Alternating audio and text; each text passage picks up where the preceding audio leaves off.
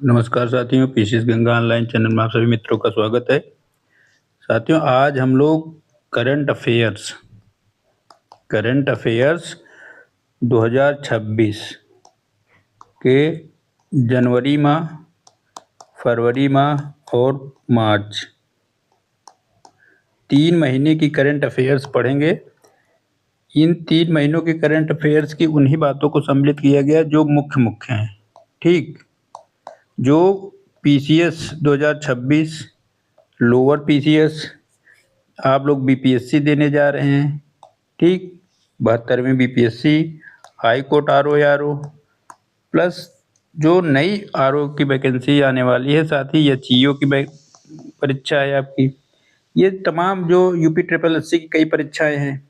ठीक, इन तमाम परीक्षाओं में जो करंट अफेयर पूछे जा सकते हैं, इन 3 महीनों के उन्हीं मुख्य मेन करंट अफेयर्स को इसमें सम्मिलित किया गया है। कम से कम 150 क्वेश्चन हैं करंट अफेयर्स के, और जहां से कम मान चलिए जो भी एग्जाम दिसंबर से पहले होने वाले हैं उनमें 10 क्वेश्चन इन 150 क्वेश्चन से आएंगे। तो 3 महीने की मुख्य बातें हैं और आपको बताने का प्रयास किया जाएगा। साथ ही साथ इसमें उत्तर प्रदेश विशेष और कुछ बिहार विशेष के भी क्वेश्चन हैं। राष्ट्रीय अंतर्राष्ट्रीय घटनाएं तो हैं ही, विज्ञान पर्यावरण तमाम चीजें, लेकिन स्टेट स्पेशल के भी कुछ क्वेश्चन को सम्मिलित किया गया है, क्योंकि मुख्यतः यूपी पीसीएस और बीपीएससी, ठीक, इन दो परीक्षाओं के लिए फोकस किया गया 2026 की परीक्षा के लिए। आपकी लोअर की परीक्षा होने वाली है। ठीक, तो इन सभी परीक्षाओं के लिए बहुत ज़रूरी है, तो ध्यान से पढ़िएगा। यहाँ से प्रश्न पक्का आएंगे और बहुत इम्पॉर्टेंट बातों को ही सम्मिलित किया गया है, जो पेपर में छपने लायक न हो ऐसी बातों को छोड़ दिया गया है। ठीक, चलिए शुरू करते हैं। पहला प्रश्न है, शिक्षा मंत्रालय, याद रखिएगा, कभी कभी आप लोग मंत्रालय या किस संगठन द्वारा कोई चीज शुरू किया गया भूल जाते हैं।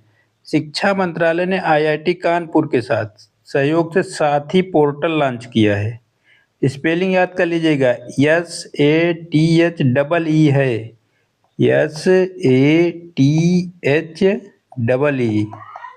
इसका फुल फॉर्म याद कर लीजिएगा। ठीक, गुणवत्तापूर्ण शिक्षा के लोकतंत्रीकरण की दिशा में एक महत्वपूर्ण कदम उठा रहा है शिक्षा मंत्रालय। एजुकेशन मिनिस्ट्री ने आईआईटी कानपुर के साथ Sathee self assessment test and help for entrance exam platform को पूर्ण रूप से संचालित किया गया है। इसका सार्वभौमिक पहुंच क्या है?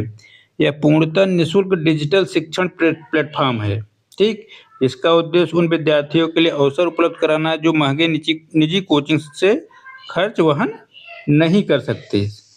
अर्थात साथी पोर्टल जो है, यह सामान्य वर्ग के बच्चों, सामान्य परिवार के बच्चों, गरीब बच्चों के लिए एक डिजिटल पूर्णतः निःशुल्क प्लेटफॉर्म है। जैसे आईआईटी की तैयारी कर रहे हैं, जेई, ठीक, JEE joint entrance exam, NEET की है, चिकित्सा मेडिकल की। साथ ही साथ इसको आगे और बढ़ाते हुए क्या करेंगे, CUET, SSC, IBPS, ICAR, CLAT, RRB, तमाम ऐसी परीक्षाओं की तैयारी इसके माध्यम से कराई जाएगी। ठीक, तो पहला प्रश्न है, साथी पोर्टल आईआईटी कानपुर शिक्षा मंत्रालय के तहत सामान्य वर्ग या गरीब वर्ग के बच्चों को निःशुल्क डिजिटल प्लेटफॉर्म पे शिक्षा उपलब्ध कराना प्रतियोगी परीक्षाओं के लिए। दूसरा है, विश्व बैंक के सहयोग से उत्तर प्रदेश के लिए बहुत जरूरी है। UP PCS, high court RO, HEO, lower के या ट्रिपल एससी के जितने भी पेपर उनके लिए बहुत जरूरी है। यूपी में विश्व बैंक के सहयोग से, किसके सहयोग से? विश्व बैंक। यूपी में वायु गुणवत्ता सुधारने के लिए भारत के साथ साथ 3 बातें हैं। एक तो केंद्र सरकार है, एक अंतर्राष्ट्रीय स्तर विश्व बैंक का सहयोग है। उत्तर प्रदेश सरकार ने शुरू किया स्वच्छ वायु योजना के तहत एक समझौते पर हस्ताक्षर किया, जिसका उद्देश्य राज्य में वायु गुणवत्ता में सुधार करना है, समेकित समाधान विकास विकसित करना है, युवाओं और महिलाओं के लिए रोजगार के अवसर सृजित करना है। मुख्य उद्देश्य क्या है इसका? वायु प्रदूषण को कम करना। वायु प्रदूषण कम होगा, सार्वजनिक स्वास्थ्य बेहतर होगा। लक्षित कार्यक्रम क्या है? इंडो गंगेटिक प्लेन पर केंद्रित है। जैसे मुख्य जो प्रदूषित शहर है नोएडा, कानपुर, लखनऊ, वाराणसी, इनको पहले टारगेट किया जाएगा। वर्ष 2030 तक टारगेट क्या है? वर्ष 2030 तक भाग लेने वाले शहरों में पीएम पार्टिकुलर मटेरियल्स जो होता है पार्ट मतलब वायु प्रदूषक तो पार्ट जो होते हैं मैटर्स पार्टिकुलर मैटर्स 2.5 स्तर में 30% की कमी लाना है जो राष्ट्रीय स्वच्छ वायु कार्यक्रम का लक्ष्यों के अनुरूप होगा। ठीक। तीसरा क्वेश्चन है नीलिट ट्रिपल सी की डिग्री नीलिट ही देती है, ओ लेवल की भी डिग्री देती है। ठीक। तो ये कर क्या रही? भारत में पहला समर्पित क्वांटम और एआई विश्वविद्यालय स्थापित कर रही है। नीलिट जो है इलेक्ट्रॉनिक और सूचना प्रौद्योगिकी मंत्रालय मैत्री के साथ मिलके इलेक्ट्रॉनिक सूचना और प्रौद्योगिकी मंत्रालय के साथ मिलकर राष्ट्रीय इलेक्ट्रॉनिक एवं सूचना प्रौद्योगिकी संस्थान नीलिट का पूरा नाम यही होता है, याद रखिए, कभी पूछ ले कोई। राष्ट्रीय इलेक्ट्रॉनिक सूचना प्रौद्योगिकी संस्थान अमरावती आंध्र प्रदेश में।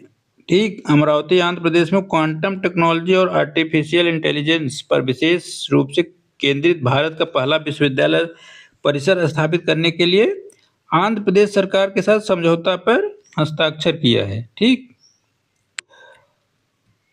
20 फरवरी 2026 को इंडिया एआई इम्पैक्ट समिट के दौरान यह समझौता संपन्न हुआ जिसका उद्देश्य है अग्रणी प्रौद्योगिकियों में अनुसंधान, शिक्षा, नवाचार को एकीकृत करते हुए डीप टेक शैक्षणिक केंद्र को विकसित करना। इसमें क्या होगा?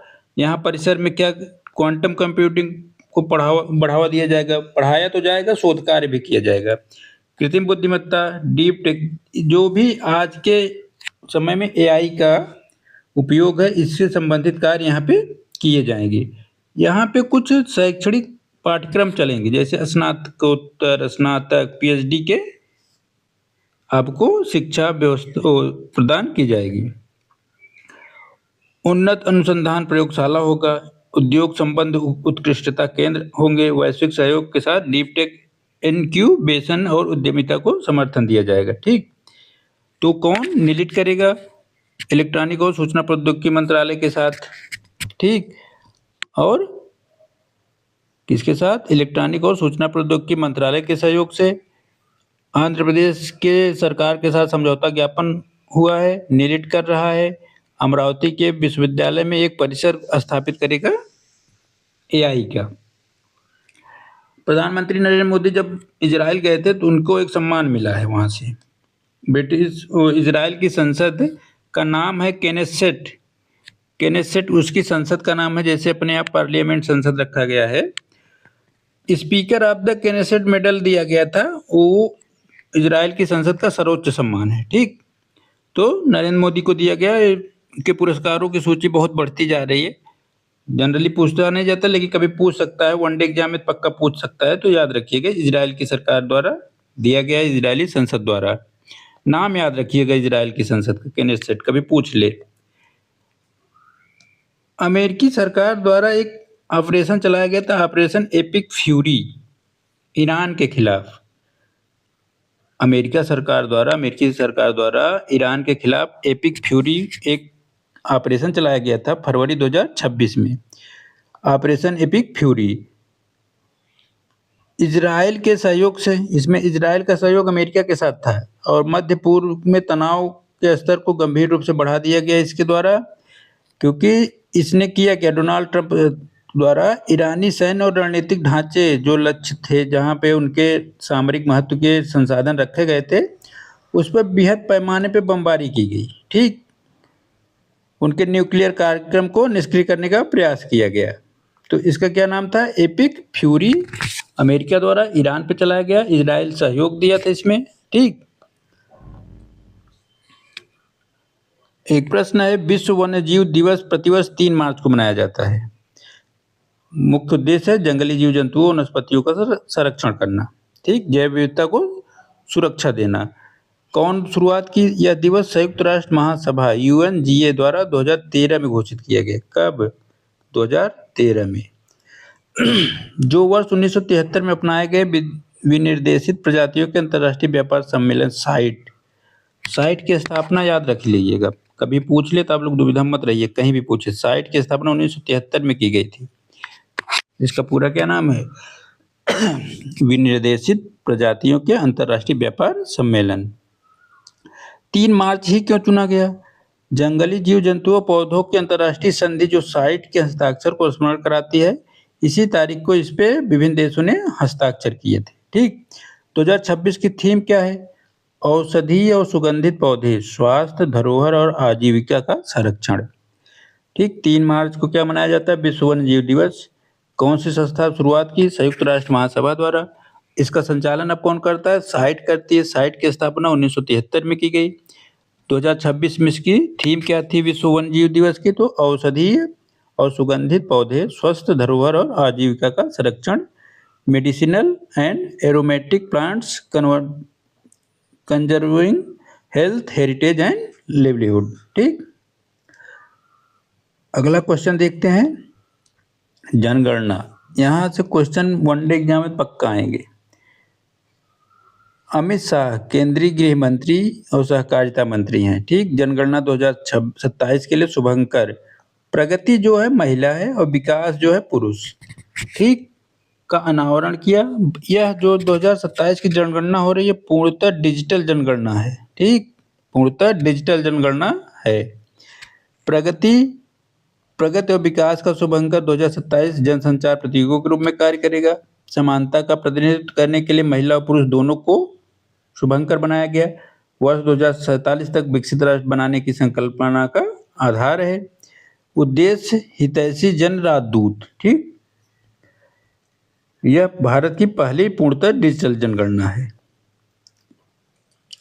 इसमें एक बात और सम्मिलित किया गया है कि स्वगणना, आप स्वयं अपने परिवार की गणना कर सकते हैं। एक स्वगणना पोर्टल बनाया गया, आप मोबाइल से, टैब से, कंप्यूटर से आप उस पोर्टल को खोल के अपने परिवार की पूरी सूचना उसमें सबमिट करके दे सकते हैं। ठीक, जानकारी प्रस्तुत करने के बाद परिवार को एक स्वगणना आईडी प्राप्त होगी, जिसका सत्यापन फील्ड पर दौरे के दौरान गणनाकर्ता जो आएगा आपके यहाँ, गणना कर्मचारी, वह उसको वेरीफाई कर देगा। जाति जनगणना पहली बार हुई थी 1931 में, दूसरी बार ऐसी हो रही है। ठीक, 2027 में जातिगत जनगणना भी हो रही है। जनगणना तो हो ही रही है, जातिगत जनगणना भी कराई जा रही है।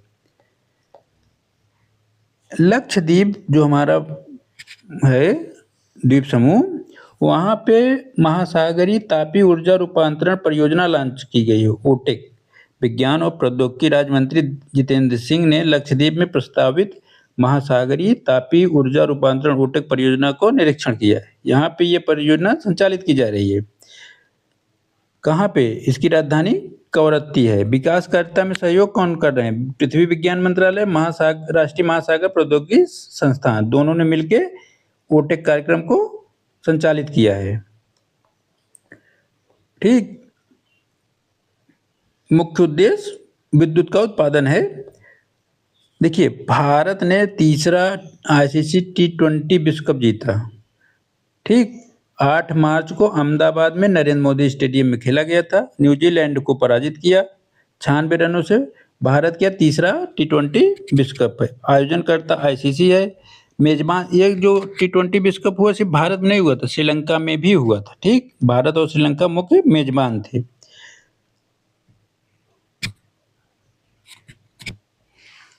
भारतीय टीम के कप्तान सूर्य कुमार यादव थे इसमें, और न्यूजीलैंड के कप्तान मिशेल सेंटनर थे।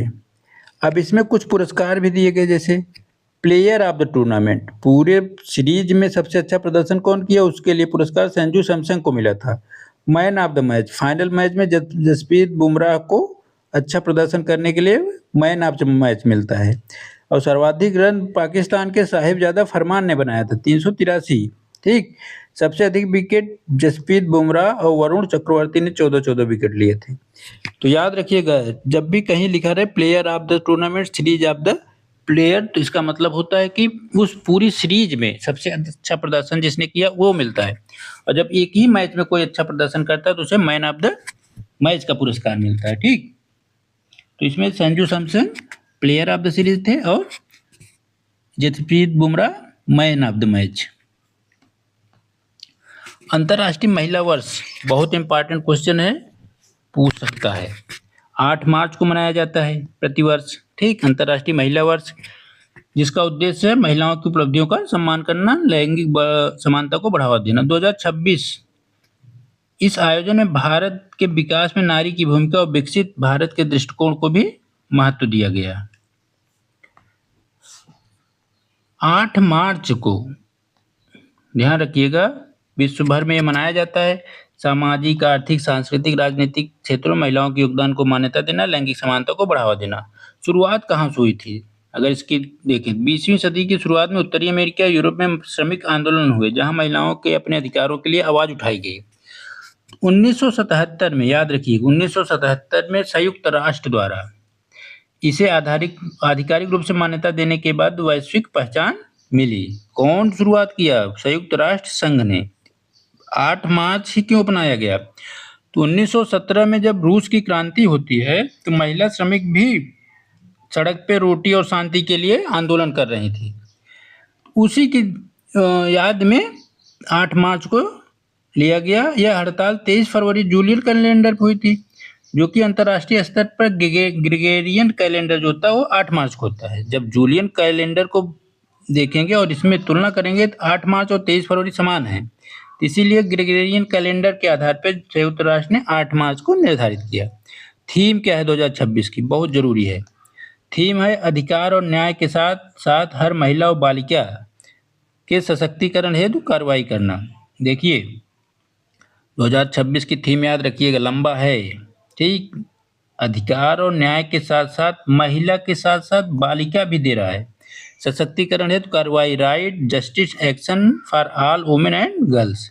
यह महिलाओं के अधिकारों को सशक्त बनाने, न्याय तक पहुंच सुनिश्चित करने, विश्व भर में लैंगिक समानता को बढ़ावा देने में जोर देती है, ठीक। हुरून ग्लोबल रिच लिस्ट जारी की गई 2026 हुरून रिसर्च इंस्टीट्यूट द्वारा। नए अरबपति की रिपोर्ट में 2025-26 में भारत में 57 नए अरबपति जुड़े हैं, जिनकी संख्या बढ़कर 308 हो गई है, ठीक। भारत वैश्विक स्तर पर धन सृजन करने में सबसे तेजी से आगे बढ़ रहा है। आप लोग ऐसे ही 1-2 बार और मोदी जी को जिता दीजिए, ठीक।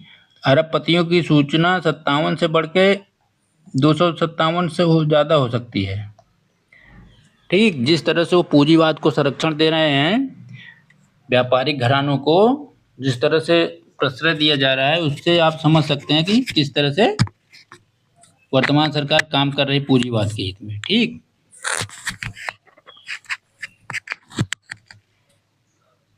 पूंजीवाद सही है, पूंजीवाद गलत नहीं है, एक चीज जान लीजिए, लेकिन पूंजीवाद और लोकतंत्र में वही विरोधाभास है। हमारे यहाँ लोकतांत्रिक देश है, लेकिन सरकार पूंजीपति चला रहे हैं, ये गलत है। सरकार चलानी चाहिए। सरकार जिसे जनता चुन के भेजी है वो सरकार चलाए तो ज़्यादा सही है, लेकिन यहाँ पे पूंजीपति बैठे हुए हैं। देखने के लिए तो लोकतांत्रिक सरकार है, लेकिन सच्चाई है कि यहाँ पूंजीपति ही सभी आर्थिक क्रियाओं को डील कर रहे हैं। सरकार का उसमें बहुत हस्तक्षेप है, सरकार बस कमीशन सेट करने में लगी हुई है। जिस भ्रष्टाचार को निपटाने के लिए आए थे समाप्त करने, उसमें इतनी ज़्यादा भ्रष्टाचार फैला दिए, पूछिए मत। विश्व में देखेंगे तो सबसे ज़्यादा अरबपति अमेरिका में, उसके बाद चीन में, उसके पश्चात भारत में है। अगर आप देखेंगे प्रति व्यक्ति आय तो भारत की रैंक 100 से ऊपर है, लेकिन अगर आप अरबपतियों की सूची देखेंगे तो भारत की लिस्ट तीसरे स्थान पे है। बात समझिएगा, इतने बड़े देश में अगर सब प्रति व्यक्ति आय देखी जाए तो भारत की रैंक 100 से ऊपर है, लेकिन जब अरबपतियों की सूची देखी जाए तो भारत की रैंक क्या है? तीसरे स्थान पे, अमेरिका और चीन के बाद स्थान है, ठीक। इसमें सबसे बड़े अरबपति 2 ही लोग हैं, और सब मुंबई जो है सबसे बड़ी अरबपति की राजधानी है। यहाँ पे सबसे ज़्यादा अरबपति पाए जाते हैं। विश्व स्तर पे न्यूयॉर्क और लंदन है, ठीक। 2 मुख्य अरबपति आप लोग जानते हैं, नाम बताने की जरूरत नहीं है, ठीक। ये दोनों भारत के सबसे बड़े अरबपति हैं। ये प्रश्न पूछ सकता है। बालेन शाह नेपाल के सबसे युवा प्रधानमंत्री बने, 35 वर्षीय हैं। ठीक, ये पेशे से स्ट्रक्चरल इंजीनियर थे। अभी वहाँ जनजी आंदोलन जब हुआ था तो उसमें उभर के सामने आए, उन्होंने अपनी पार्टी बनाई, राष्ट्रीय स्वतंत्र पार्टी RSP। याद रखिएगा, बालन साहब 35 साल की उम्र में प्रधानमंत्री तो बनते हैं, इनकी पार्टी पूछ लेगा तो आप लोग दुविधा में पड़ जाएंगे। इनकी पार्टी का नाम है राष्ट्रीय स्वतंत्र पार्टी RSP। ठीक, RSP याद रखिएगा। यह मधेसी समुदाय से आते हैं। ठीक, यह वहाँ की जनजाति मधेसी समुदाय है, उसी से बिलोंग करते हैं।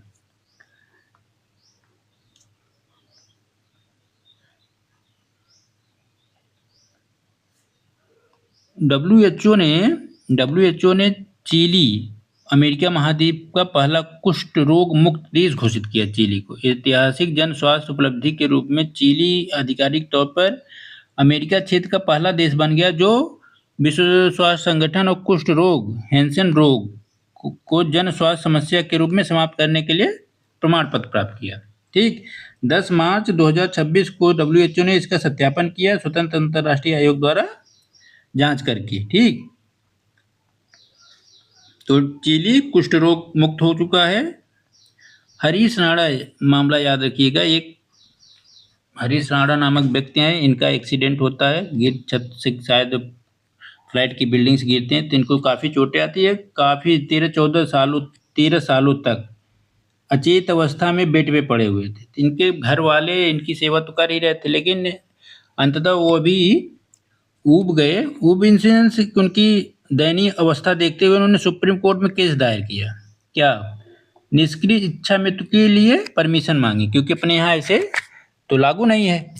तो सुप्रीम कोर्ट ने उनकी मतलब उनके वाद की सुनवाई की और देखा, तमाम चिकित्सकीय या स्वास्थ्य कारणों को अध्ययन किया। उसके बाद 32 वर्षीय हरीश राणा को जीवन रक्षक उपचार वापस लेने की अनुमति दी, अर्थात उन्हें निष्क्रिय इच्छा मृत्यु के परमिशन दी, पैसिव यूथनेसिया। ठीक, एक होता है निष्क्रिय, एक होता है सक्रिय। निष्क्रिय में क्या होता है, देखिए समझिएगा थोड़ा सा। मान लीजिए आप वेंटिलेटर पे हैं निष्क्रिय में, तो डॉक्टर क्या करेंगे, धीरे धीरे वेंटिलेटर की एक एक चीज़, जैसे पानी चढ़ा रहे हैं आपको, ग्लूकोज बंद कर देंगे, दवाई दे रहे हैं धीरे धीरे बंद कर देंगे, ऑक्सीजन दे रहे हैं धीरे धीरे बंद कर देंगे। ये जो सप्लीमेंट दी जाती है यही एक एक क्रम से बंद कर देते हैं और अंततः वह रोगी की मृत्यु हो जाती है। ठीक, क्योंकि उसे कोई सपोर्ट सिस्टम नहीं मिलता। और एक्टिव में क्या होता है, सक्रिय वाले में आप बीमार हैं, आपकी दयनीय स्थिति सही नहीं है, तो आपको कोई भी ऐसी दवा दे दी जाएगी जो मृत्यु का कारण बनेगी। आपको एक तरह से पॉइजन कह सकते हैं। कि एक्टिव में जानबूझ के किया जाता है और निष्क्रिय में जानबूझ के तो किया जाता है, लेकिन जो सपोर्ट सिस्टम दिया जाता है उसको समाप्त किया जाता है, न कोई एक्स्ट्रा गलत दवाई दी जाती है। कोई गलत दवाई नहीं दी जाती इसमें, बस जो सपोर्ट सिस्टम है उसको समाप्त कर धीरे धीरे हटा लेते हैं। और एक्टिव या सक्रिय में दवा दी जाती है, आपको इंजेक्शन दे देंगे कोई, ठीक, बेहोशी की दवा दे देंगे, ऐसी तमाम चीज़ें दे दी जाती हैं जिससे व्यक्ति की मृत्यु हो जाए। ठीक, तो इसको ठीक होने की संभावना से परे था, तो वह व्यक्ति अब ठीक नहीं हो सकता। जब चिकित्सक इसकी जांच रिपोर्ट दिए तो उन्होंने माना, ठीक, कि रोगी को मानवीय और गरिमापूर्ण अंत सुनिश्चित करने के लिए अखिल भारतीय आयुर्विज्ञान संस्थान दिल्ली के पैलिएटिव केयर सेंटर में स्थानांतरित किया जाए। वहाँ इनको धीरे धीरे निष्क्रिय इच्छा मृत्यु दे दी जाएगी। कुछ समय पहले एक केस आया था, आप लोगों को याद होगा, अरोड़ा शानबाग का, वो भी गई थी सुप्रीम कोर्ट। तो पहली बार सैद्धांतिक रूप से निष्क्रिय इच्छा मृत्यु की मान्यता दी, यद्यपि संबंधित याचिका को अस्वीकार कर दिया था उस समय। फिर था कॉमन काज बनाम यूनियन ऑफ इंडिया 2018, गरिमा के साथ मृत्यु का अधिकार भारतीय संविधान के अनुच्छेद 21 के तहत मौलिक अधिकार है, सुप्रीम कोर्ट ने कहा। ठीक, इस निर्णय में लिविंग विल पूर्व चिकित्सा निर्देश को भी वैधता प्रदान की। 23 का संशोधन सर्वोच्च न्यायालय ने 2018 के दिशा निर्देशों को सरल बनाते हुए जीवन रक्षक उपकरण हटाने की प्रक्रिया को सरल किया तथा न्यायिक मजिस्ट्रेट की अनिवार्य उपस्थिति की शर्त को समाप्त कर दिया। पहले क्या कहा था कि जो भी आपको सप्लीमेंट उपकरण लगाए गए हैं उसके हटाने के लिए कम से कम एक न्यायिक मजिस्ट्रेट वहां होना चाहिए। अब 2023 वाले मामले में उनका नहीं, ऐसा नहीं है, सिर्फ मेडिकल टीम जो रहेगी, चिकित्सक की टीम, वो यह काम कर सकती है। साथ ही साथ परिवार के भी सदस्य रहते हैं। बीसीसीआई नमन पुरस्कार, भारतीय cricket control board of India का नमन पुरस्कार 2024-25 के सत्र के लिए दिया गया। ठीक, पाली उमरीगर सबसे सर्वोच्च सम्मान है, तो 24-25 के लिए किसे दिया गया? पुरुष में शुभमन गिल को दिया गया। महिला में किसे दिया गया? स्मृति मंधाना को। तो याद रखिएगा, पाली उमरीगर पुरुष और महिला, शुभमन गिल और स्मृति मंधाना को दिया गया। और दूसरा सबसे महत्वपूर्ण है colonel C K Naidu life time achievement, ये 3 लोगों को दिया गया, राहुल द्रविड़, रोजर बिन्नी और मिताली राज। ठीक, राहुल द्रविड़, रोजर बिन्नी और मिताली राज, इसमें स्मृति मंधाना और शुभमन गिल। ठीक, पदार्पण का पुरस्कार अंतर्राष्ट्रीय पदार्पण में दिया गया हर्षद राणा को और एन श्री चरणी, महिला में। ठीक, बाकी उतने इंपॉर्टेंट नहीं है, ये ऊपर के बहुत इंपॉर्टेंट है। ये बहुत इंपॉर्टेंट क्वेश्चन है, याद रखिएगा, किसी भी परीक्षा में कभी भी पूछा जा सकता है। 2025 का पुरस्कार है, 2026 में दिया गया है। ठीक, एक साल पीछे से दिया जाता है, पीछे का दिया जाता है, घोषणा बाद में होती है। तो 60वां ज्ञानपीठ, क्रम याद रखिएगा, 60वां ज्ञानपीठ, क्योंकि आप पिछले एग्जाम में आया था पीसीएस में, क्रम गलत दे दिया था, 4 विकल्प बनाया था तो सब में क्रम ही गलत दिया था, बस उसमें चूज करना था कौन सही है। तो क्रम भी याद रखिए, वर्ष भी याद रखिए। ठीक, 26 में दिया गया है लेकिन है 25 के लिए पुरस्कार। ठीक, और यह क्रम है 60वां। तो किसे दिया गया? तमिल लेखक, भाषा याद रखिएगा, तमिल लेखक और तमिल कविता के कवि हैं, इनको दिया गया वैरा मुथु को। किसको दिया गया? इनका क्या नाम है? तमिल लेखक हैं वैरा मुथु। ठीक, वैरा मुथु को ज्ञानपीठ पुरस्कार दिया गया। 60वां ज्ञानपीठ 2025 के लिए 2026 में घोषित किया गया। तमिल लेखक और कवि हैं।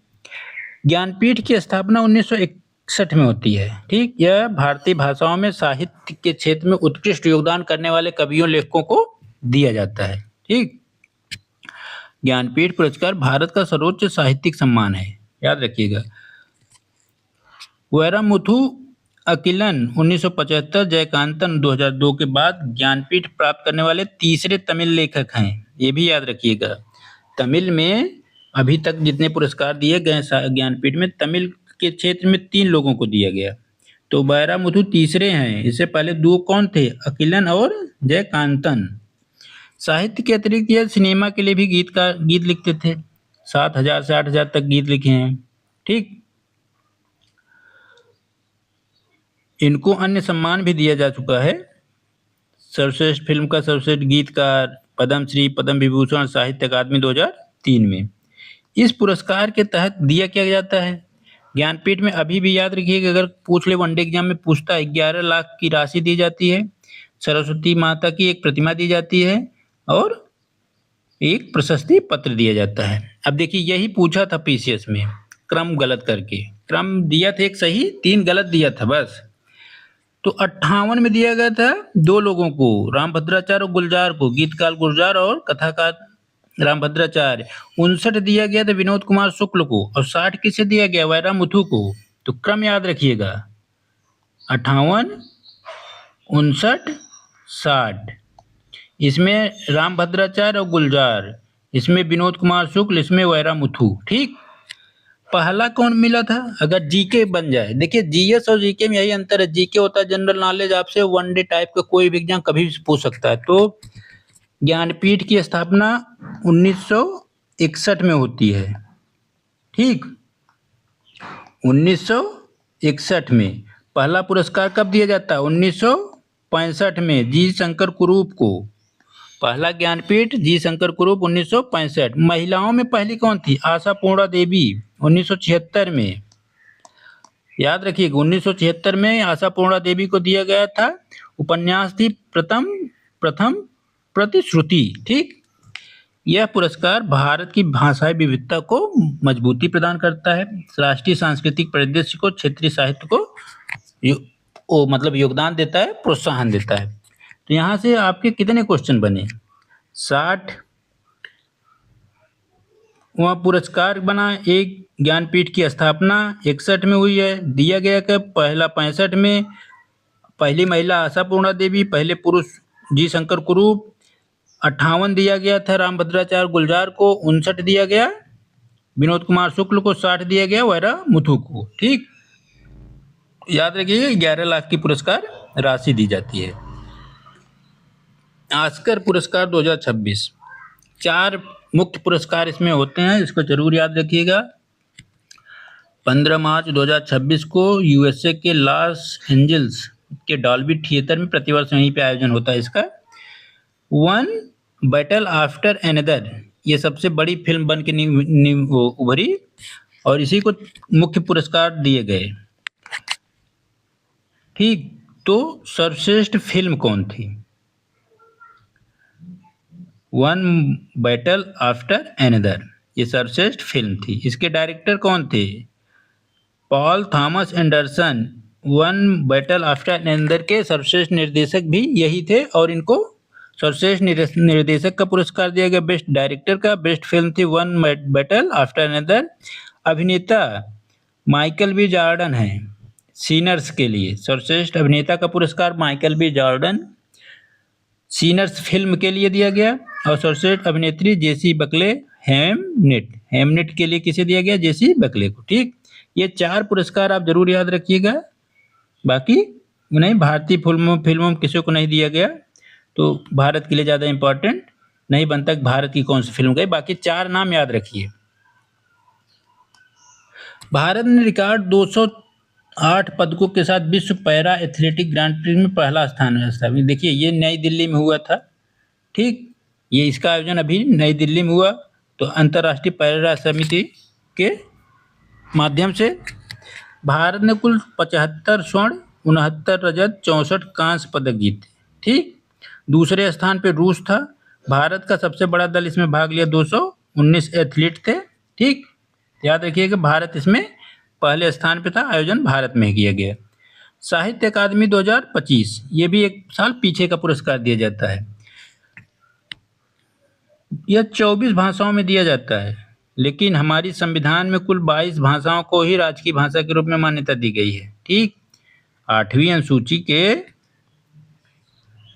तहत हमारे संविधान में 22 अनुसूचित भाषाएं दर्ज की गई हैं, लेकिन यह 24 भाषाओं में दिया जाता है। आपसे कभी भी पूछ ले तो याद रखिएगा अंग्रेजी हमारी 22 भाषाओं में नहीं है, प्लस राजस्थानी, इन दोनों भाषाओं में भी यह पुरस्कार दिया जाता है। तो कुल 24 भाषाओं में दिया जाता है साहित्य अकादमी, पहला पुरस्कार याद रखिए। दूसरा, अगर पूछ ले कि हमारे संविधान में तो 22 ही भाषाएं अनुसूचित भाषा का दर्जा मिला है, तो अंग्रेजी और राजस्थानी को भी इसमें सम्मिलित किया गया है। पुरस्कार देता कौन है? साहित्य अकादमी संस्कृति मंत्रालय। ठीक, 1954 में इसकी स्थापना की गई थी। ठीक, कब? 1954 में। यह किन किन क्षेत्रों में दिया जाता है? कविता, उपन्यास, लघु कथा, निबंध, साहित्यिक आलोचना, आत्मकथा, संस्मरण। ठीक, यह पुरस्कार मान्यता प्राप्त भाषाओं पिछले 5 वर्षों के भीतर प्रकाशित सर्वश्रेष्ठ साहित्यिक कृति के क्षेत्र में प्रदान किया जाता है। अब देखिए दिया किन किन को दिया गया, तो आप 4 नाम पक्का याद रखिएगा, 4 भाषा, और इन्हीं से घुमा फिरा के चांस होता है कि 90% यही भाषा से पूछेगा। कभी पूछ सकता है। तो असमिया में देवव्रत दास हैं, मोटा मोटी देख लीजिए, 4 हैं बता रहा हूँ। बांग्ला में प्रसून बंदोपाध्याय हैं। ठीक, अंग्रेजी एक भाषा, ये याद करिए, कौन? अंग्रेजी। क्रिम्सन स्प्रिंग किताब का नाम है। नवतेज सरना राइटर हैं, लेखक। ठीक, कौन? नवतेज सरना को अंग्रेजी भाषा में उनकी पुस्तक क्रिम्सन स्प्रिंग के लिए दिया गया जो उपन्यास है। ठीक, दूसरे महत्वपूर्ण है कौन? हिंदी भाषा, जीते जी इलाहाबाद, ममता कालिया 1, 2। ठीक, तो जीते जी ममता कालिया संस्मरण है इलाहाबाद, जीते जी इलाहाबाद, ममता कालिया, अंग्रेजी में नवतेज सरना। अब बात आती है संस्कृत और उर्दू की। ठीक, संस्कृत की भी पूछता है क्योंकि आप हिंदी भाषी क्षेत्र के उत्तर प्रदेश बिहार से हैं, तो संस्कृत और उर्दू पूछता है। ठीक, प्रस्थान चतुष्टय ब्रह्मघोष किसे दिया गया? साधु भद्रेश दास को याद रखिए। संस्कृत का दिया गया भद्रेश दास। उर्दू को किसको दिया गया? सफर जारी है कविता के प्रीतपाल सिंह बेताब। प्रीतपाल सिंह बेताब दिया गया। ठीक, यह पुरस्कार साहित्य अकादमी द्वारा बच्चों को भी दिया जाता है, युवाओं को। ठीक, इस पुरस्कार के तहत 1 लाख रुपए दिया जाता है तथा ताम्र पत्रिका और 1 साल भेंट की जाती है। देखिए, ये तो अगर पूछेगा आर्थिक आंकड़ों में पक्का आएगी इस बार।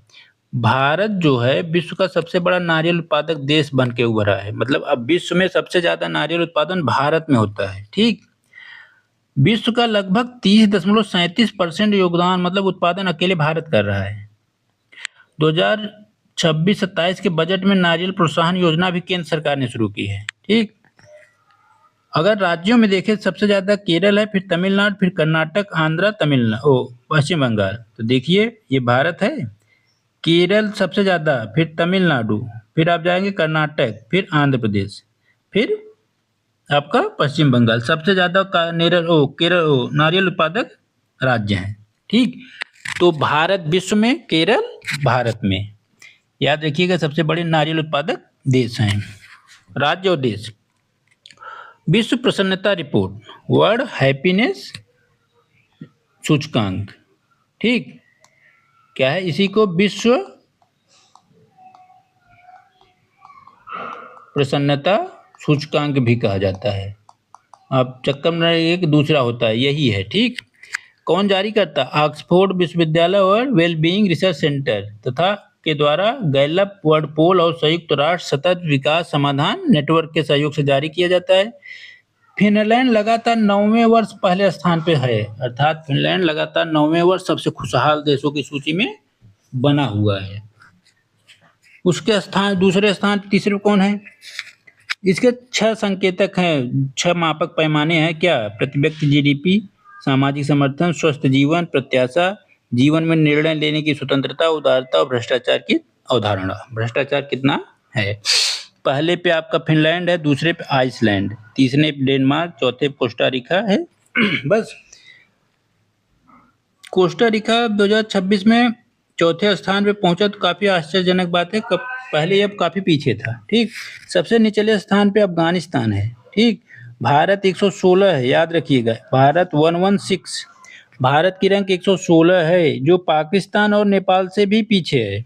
सोच सकते हैं कि पाकिस्तान भारत से ज्यादा प्रसन्न है, नेपाल प्रसन्न है। समझ में आ रहा है भाई, सरकार बदल गई, भ्रष्टाचार की सरकार हटा के एक युवा को बना दिए या पहले से। लेकिन पाकिस्तान का समझ नहीं आता, पाकिस्तान को इतना महत्व क्यों दिया जाता है कि उसे भारत से ज्यादा प्रसन्न दिखाया जाता है। तो ऐसा क्या है? जीडीपी ज्यादा है कि क्या है? तो याद रखिएगा भारत 116, फिनलैंड पहले स्थान पे है। ठीक, विश्व क्षय रोग दिवस कब मनाया गया? 24 मार्च को। टीबी रोग, क्षय रोग को टीबी भी कहा जाता है, ट्यूबरकुलोसिस। यह बैक्टीरिया से होता है। रॉबर्ट कोच ने क्षय रोग का पता लगाया था। ठीक, 24 मार्च को उन्हीं की याद में यह प्रतिवर्ष मनाया जाता है। इस बार की थीम क्या है? हाँ, हम टीबी को समाप्त कर सकते हैं, देश के नेतृत्व में लोगों द्वारा संचालित। Yes, we can end the TB, led by countries, powered by people. ठीक, यह एक संक्रामक बीमारी भी है, बैक्टीरिया से होती है। अगर आप जिसको टीबी हुई है, आप उसके संपर्क में आएंगे, वह खांसेगा, छींकेगा, तो आपको भी उसके बैक्टीरिया अंदर जाके टीबी को फैला सकते हैं। माइकोबैक्टीरियम ट्यूबरकुलोसिस मुख्य कारक है। ठीक,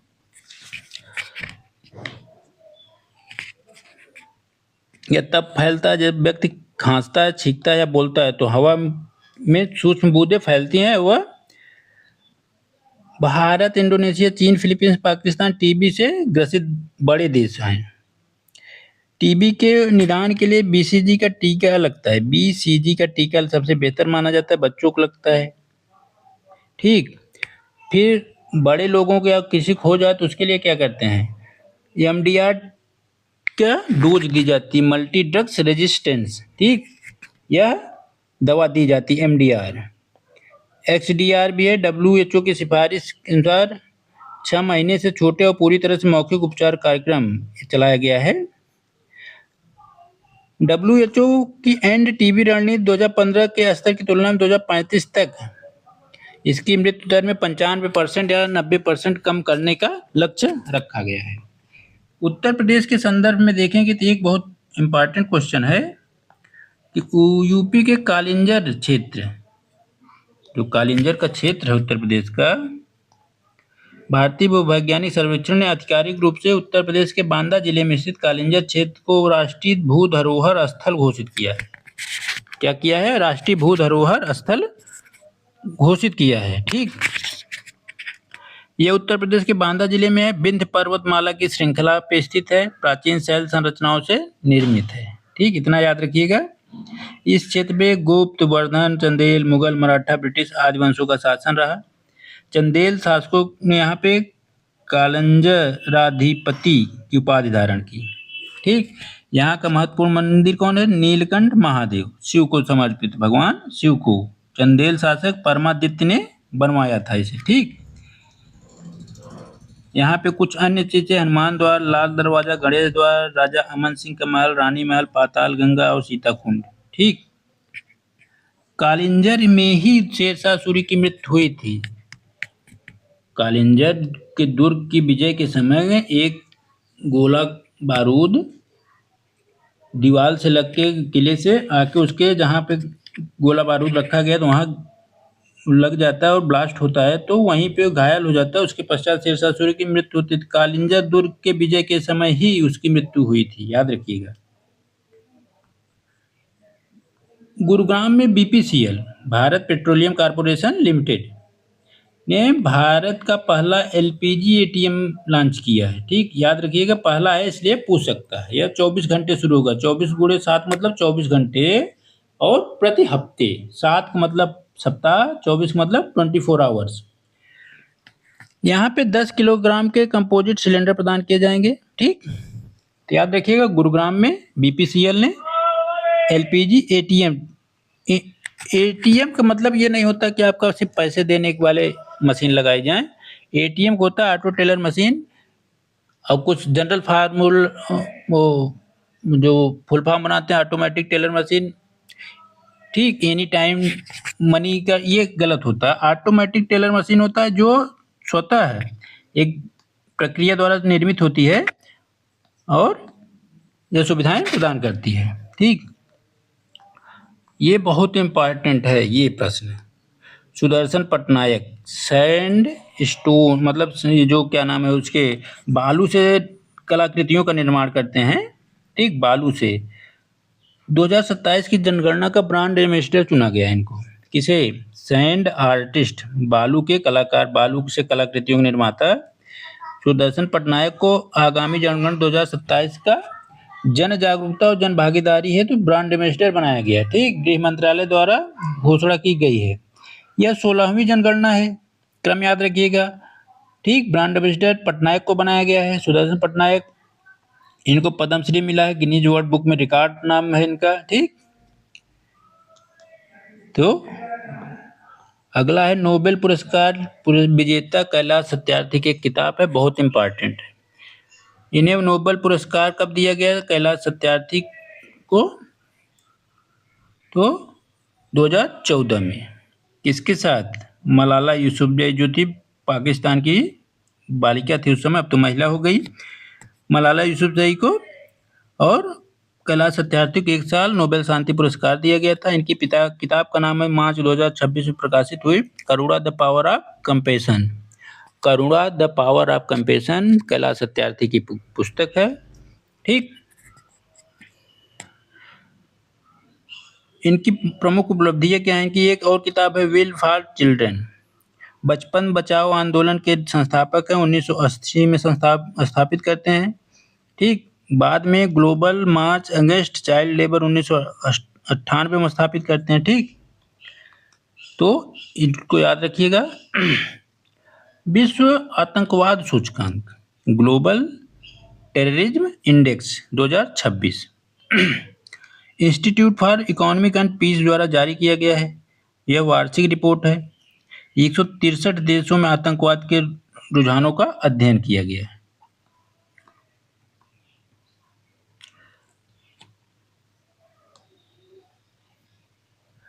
कुल घटनाएं देखेंगे तो जो इसका संस्थान सिडनी में है, इकोनॉमिक एंड पीस का। 4 कारकों पर इसका निर्धारण किया गया। ठीक, आतंकवाद की कुल संख्या, कुल मृत्यु, कुल घायल, कुल बंधक। भारत की रैंक 13 है। भारत की कितनी रैंक है इसमें? वैश्विक आतंकवाद सूचकांक में 13वीं। ठीक, सबसे ज़्यादा कौन है? पाकिस्तान। पाकिस्तान सबसे ज़्यादा पहले रैंक पे है।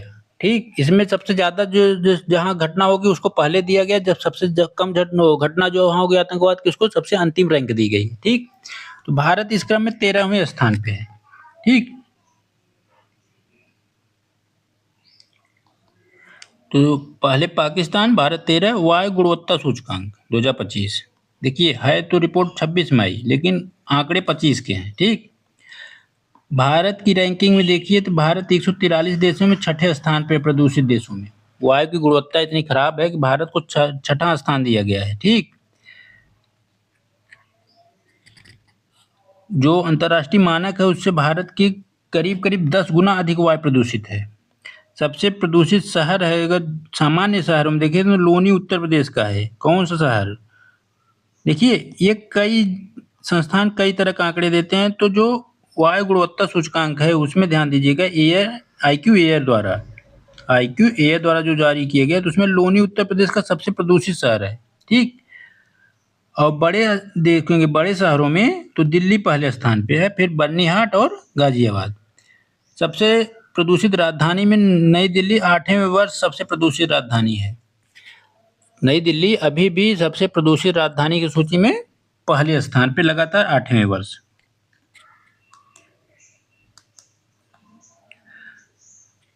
दिल्ली सरकार ने एक योजना शुरू की है, अनमोल।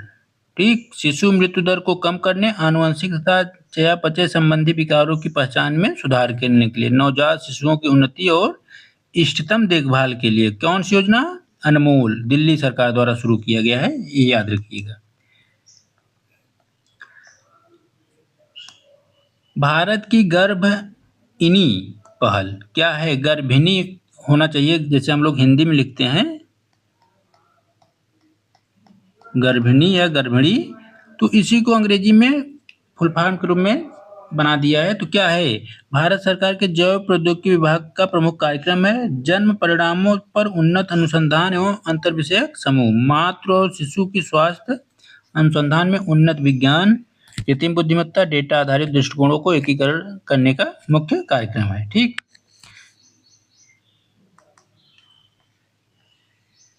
इसमें किया क्या जाएगा? जन्म से के समय या जन्म से पूर्व। ठीक, इसमें यह एक क्लिनिकल एपिडेमियोलॉजी, मल्टी ओमिक्स अनुसंधान, जीनोमिक्स, प्रोटियोमिक्स, माइक्रोबायोम अध्ययन है। AI आधारित पूर्वानुमान मॉडलिंग को एकीकृत कर गर्भावस्था के दौरान प्रारंभिक जोखिम, जैसे मान लीजिए कोई महिला का वो गर्भ से आए तो उसके पेट में जो भी बच्चा है, लड़का लड़की, उसमें कोई स्वास्थ्य संबंधी समस्या तो नहीं है, इसी की जांच करना है। ठीक, ऐसा उपकरण विकसित करना है ताकि गर्भ में पल रहे बच्चे के संबंधित जो भी स्वास्थ्य विकार अगर कोई है तो उसकी संबंधित जांच की जाए और उसका त्वरित निदान उपकरण विकसित किया जाए। ठीक, भारतीय स्टार्टअप ने इसरो को आकाश 300 3D प्रिंटर दिया। केरल स्थित startup space time 4D printing solution ने भारतीय अंतरिक्ष अनुसंधान संगठन इसरो को वालिया स्थित लिक्विड प्रोपल्सन सिस्टम सेंटर को कौन सा वो दिया प्रिंटर? आकाश 3000 3D प्रिंटर। ठीक, याद रखिएगा।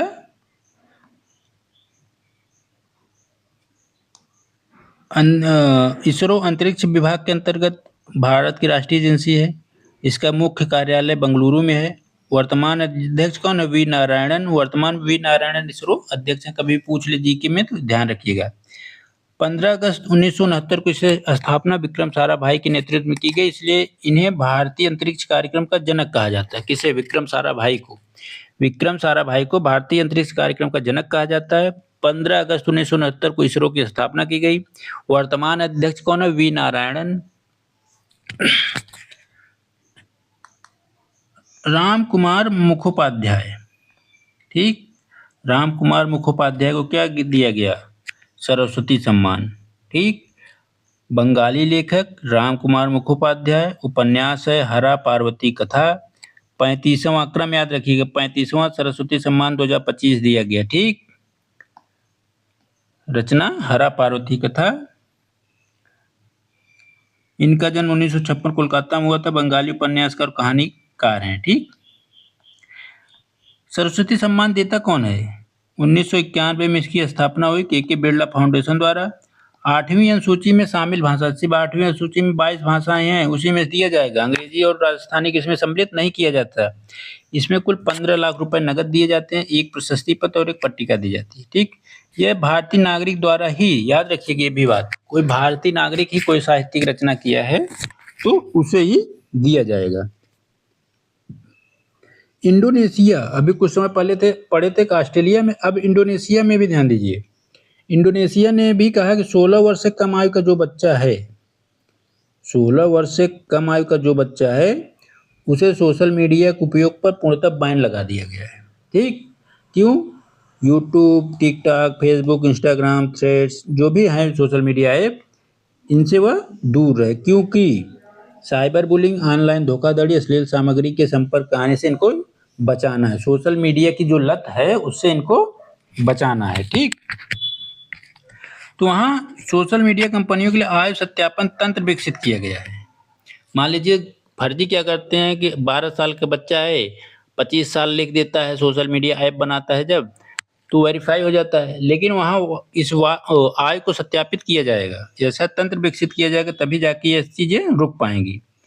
एबेल पुरस्कार, जर्मन गणितज्ञ गर्ड फाल्टिंग्स, ठीक, फाल्टिंग्स को गणित के क्षेत्र में Norwegian academy of science and later द्वारा 2026 का एबेल पुरस्कार दिया गया। ठीक, एबेल पुरस्कार 2026 जर्मनी के गणितज्ञ गर्ड फाल्टिंग्स को दिया गया।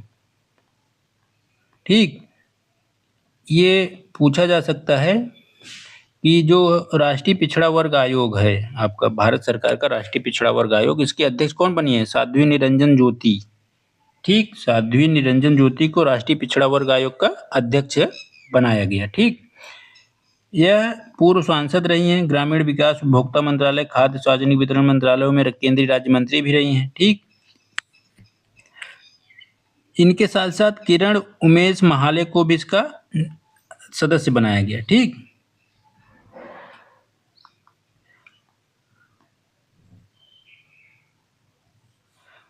राष्ट्रीय पिछड़ा वर्ग आयोग स्थापना देखिए 102वें संविधान संशोधन के द्वारा 2018 में 338 बी के तहत संवैधानिक दर्जा दिया गया था। आयोग तो पहले ही बना था, लेकिन इसको संवैधानिक दर्जा कब दिया गया? 2018 में अनुच्छेद 238 बी के तहत। ठीक, 238 बी के तहत इसे संवैधानिक मान्यता दी गई।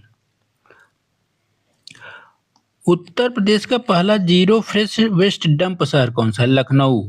ठीक, लखनऊ को अपने ताजा नगर निगम कचरे को 100% वैज्ञानिक प्रसंस्करण सुनिश्चित करने की उपलब्धि हासिल की है। तो लखनऊ सबसे पहला शहर उत्तर प्रदेश का पहला जीरो फ्रेश वेस्ट डंप शहर घोषित किया गया। ठीक, इस चीज को याद रखिएगा।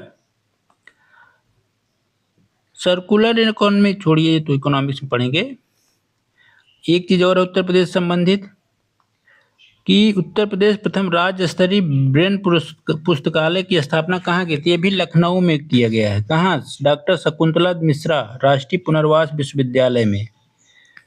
डॉक्टर शकुंतला मिश्रा राष्ट्रीय पुनर्वास विश्वविद्यालय में राज्य स्तरीय प्रथम ब्रेन पुस्तकालय की स्थापना का उद्घाटन किया गया। ठीक, याद रखिएगा लखनऊ विश्वविद्यालय का नाम और ब्रेन लिपि।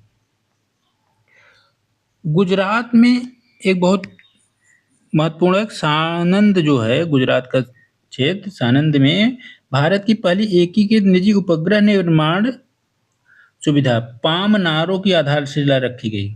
ठीक, पाम नारो यह संयंत्र अजिस्टा स्पेस द्वारा स्थापित किया जा रहा है, जो उपग्रहों इलेक्ट्रो ऑप्टिकल पेलोड के निर्माण पर केंद्रित होगा। ठीक, तो क्या पहला निजी उपग्रह निर्माण इकाई है, निजी क्षेत्र। अभी तक क्या थे, सार्वजनिक क्षेत्र की इकाइयां निर्मित करती थी। अब पहली बात इसको पूंजीवाद को भी दे दिया गया। ठीक,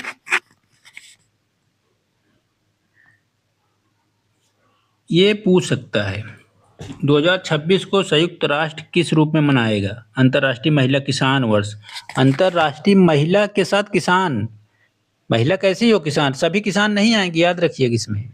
इसमें सिर्फ वही महिलाएं हैं जो किसान भी हैं, महिला तो हैं ही साथ साथ किसान हैं, तो उस रूप में मनाएगा अंतर्राष्ट्रीय महिला किसान वर्ष। संयुक्त राष्ट्र महासभा द्वारा 2026 को घोषित किया गया। क्या 2026 को अंतर्राष्ट्रीय महिला किसान वर्ष घोषित किया गया। ठीक, इसे अमेरिका ने प्रस्तावित किया था, 123 देशों ने समर्थन दिया। ठीक,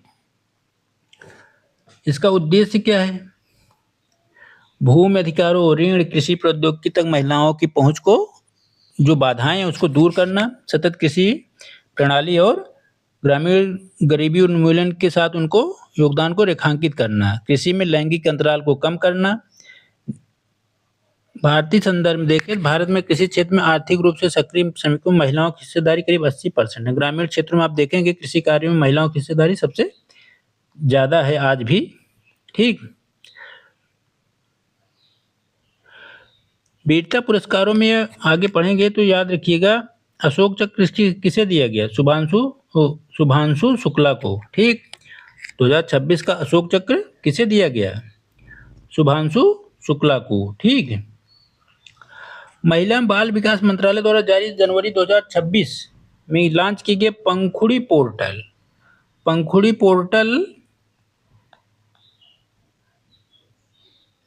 पोर्टल जो है क्या है? पंखुड़ी पोर्टल साझेदारी और CSR सहयोग को सुगम बनाना। महिला बाल विकास मंत्रालय द्वारा शुरू किया गया पंखुड़ी पोर्टल, इसका मुख्य उद्देश्य क्या है? साझेदारी और विकास CSR का सहयोग को सुगम बनाना। ठीक, राष्ट्रीय खेल शासन अधिनियम 2025 के तहत मान्यता प्राप्त खेल निकायों को अब तक किस महत्वपूर्ण कानून के दायरे में लाया गया? तो सूचना के अधिकार के तहत। इसे किसके दायरे में लाया गया? सूचना का अधिकार अधिनियम 2005। ठीक,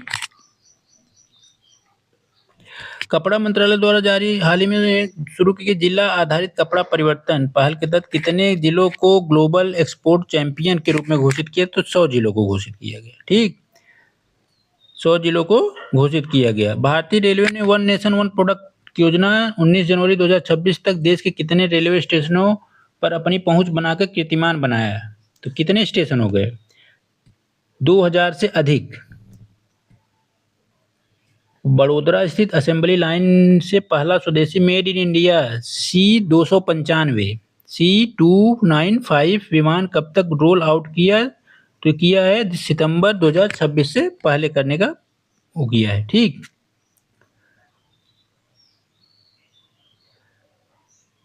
प्रगति मंच की त्रिस्तरीय संरचना कार्यान्वयन की जिम्मेदारी किसे दी गई? राज्यों के मुख्य सचिव को दी गई है। ठीक, राज्यों के मुख्य सचिव को दी गई इसकी जिम्मेदारी, राज्यों के मुख्य सचिव को। ठीक, क्या प्रगति के मंच की त्रिस्तरीय संरचना के कार्यान्वयन की जिम्मेदारी। ठीक, राष्ट्रीय विद्युत नीति 2026 के मसौदे के तहत पावर सेक्टर के डेटा भंडारण के संबंध में कौन सा अनिवार्य है? तो इसका अनिवार्य रूप से भारत में भंडारण होना चाहिए। ठीक, भारत में ही भंडारण इसका होना चाहिए। निर्वाचन आयोग द्वारा हाल ही में लॉन्च किए गए ECNET ECI यानी प्लेटफॉर्म के संदर्भ में कौन सा कथन सही है? तो यह 22 भारतीय भाषाओं अंग्रेजी में उपलब्ध है। ठीक, अभी हाल ही में भारत और यूरोपीय संघ के साथ सबसे बड़ा आर्थिक और राजनीतिक सामरिक समझौता किया गया मुक्त व्यापार नीति FTA free trade alliance agreement या अलायंस। ठीक,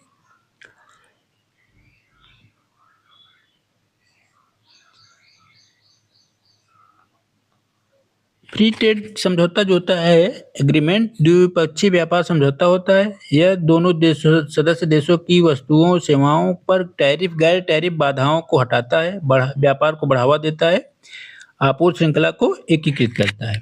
देखिए, भारत यूरोपीय संघ के साथ समझौता हुआ था तो IS में पूछ लिया था यूरोपीय संघ का कौन सा सदस्य देश नहीं है। तो आप लोग यूरोपीय संघ के बारे में क्या याद करेंगे? स्थापना वर्ष, इसके सदस्य देश कौन से हैं, इसकी मुख्य विशेषताएं, वर्तमान में अध्यक्ष और महासचिव कौन है। ठीक,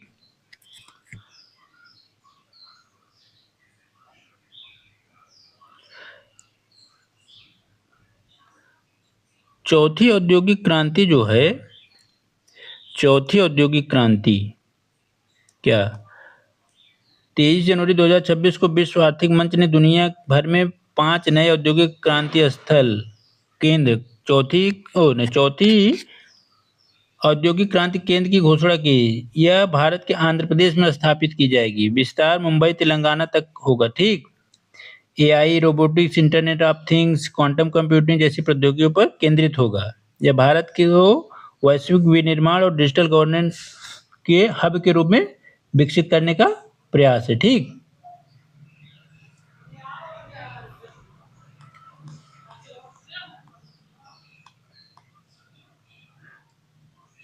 निर्यात प्रोत्साहन योजना की अवधि क्या है? निर्यात प्रोत्साहन योजना की अवधि क्या है? 6 वर्ष। ठीक, निर्यात प्रोत्साहन योजना की अवधि क्या है? 6 वर्ष। ठीक, भारत मध्य पूर्व यूरोपीय आर्थिक गलियारा इम्पेक में भारत के किन 2 प्रमुख बंदरगाहों को एकीकृत किया गया है? तो भारत के मुंबई और मुंद्रा। ठीक, भारत के 2 बंदरगाह मुंबई और मुंद्रा को एकीकरण का विशेष जोर दिया गया है। ठीक, तीसरे यहाँ तो न्यूजीलैंड हो जाएगा। भारत ने हाल ही में किस देश के साथ फ्री ट्रेड एग्रीमेंट किया है? फ्री FTA क्यों किया गया? तो यह न्यूजीलैंड। अब कुल सदस्य देश 14 हो जाएंगे। ठीक, एशियाई विनिर्माण में भारत की रैंक क्या है? भारत की रैंक एशियाई विनिर्माण में 6वीं है। ठीक, भारत की क्या रैंक है? 6वीं। डिजिटल रुपया ई-रूपी के संदर्भ में भारतीय रिजर्व बैंक ने जनवरी 2026 को कौन सी नई सुविधा पूर्णतः लागू करने की घोषणा की है? तो केवल शेयर बाजार में निवेश, यह RBI ने लॉन्च की है, शुरू की है। पूर्णतः ई-रूपी को केवल शेयर बाजार में मान्यता दी है। ठीक, निकोलस मादुरो आप लोग को याद होगा, हाल ही में अमेरिकी सैन्य व्यवस्था या सैन्य बल द्वारा एक ऑपरेशन एब्सोल्यूट रिजॉल्व, इसको याद रखिएगा, बहुत जरूरी है। 3 जनवरी 2026 डेट है। अमेरिकी सेना या विशेष बल द्वारा वेनेजुएला के राजधानी कराकस में प्रवेश कर वहां के राष्ट्रपति निकोलस मादुरो को गिरफ्तार ले गए। किडनैप कर ले गए, गिरफ्तार नहीं कहा जाएगा, किडनैप कर ले गए। ठीक, तो यह विश्व की बहुत घातक और जबरदस्ती की गई घटना है। ठीक, एक देश के राष्ट्राध्यक्ष को ही उठा ले जाना। तो ऑपरेशन याद रखिएगा, पूछ सकता है। अभी वेनेजुएला में 7.1 से 7.5 पैमाने के रिक्टर पैमाने का भूकंप भी है, फिर चर्चा में है। मुख्य कारण अमेरिका का कहना है कि निकोलस मादुरो अमेरिका में ड्रग्स की सप्लाई में सहयोग करते हैं। अमेरिका में क्या कहते हैं, जो ड्रग्स के लती हैं उनको बढ़ावा दे रहे हैं, ड्रग्स की खेप पहुंचवाने में मदद करते हैं।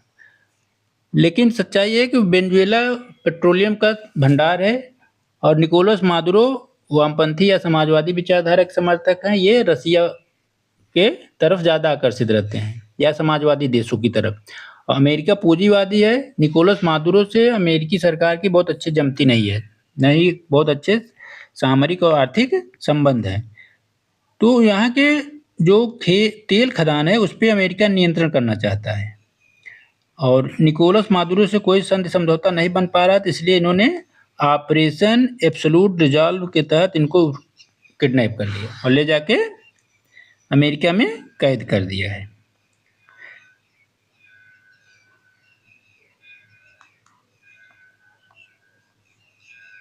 दो 2026 में ब्रिक्स की अध्यक्षता कौन कर रहा है? भारत। ठीक, याद कर लीजिए ये सितंबर अगस्त सितंबर माह में होगा।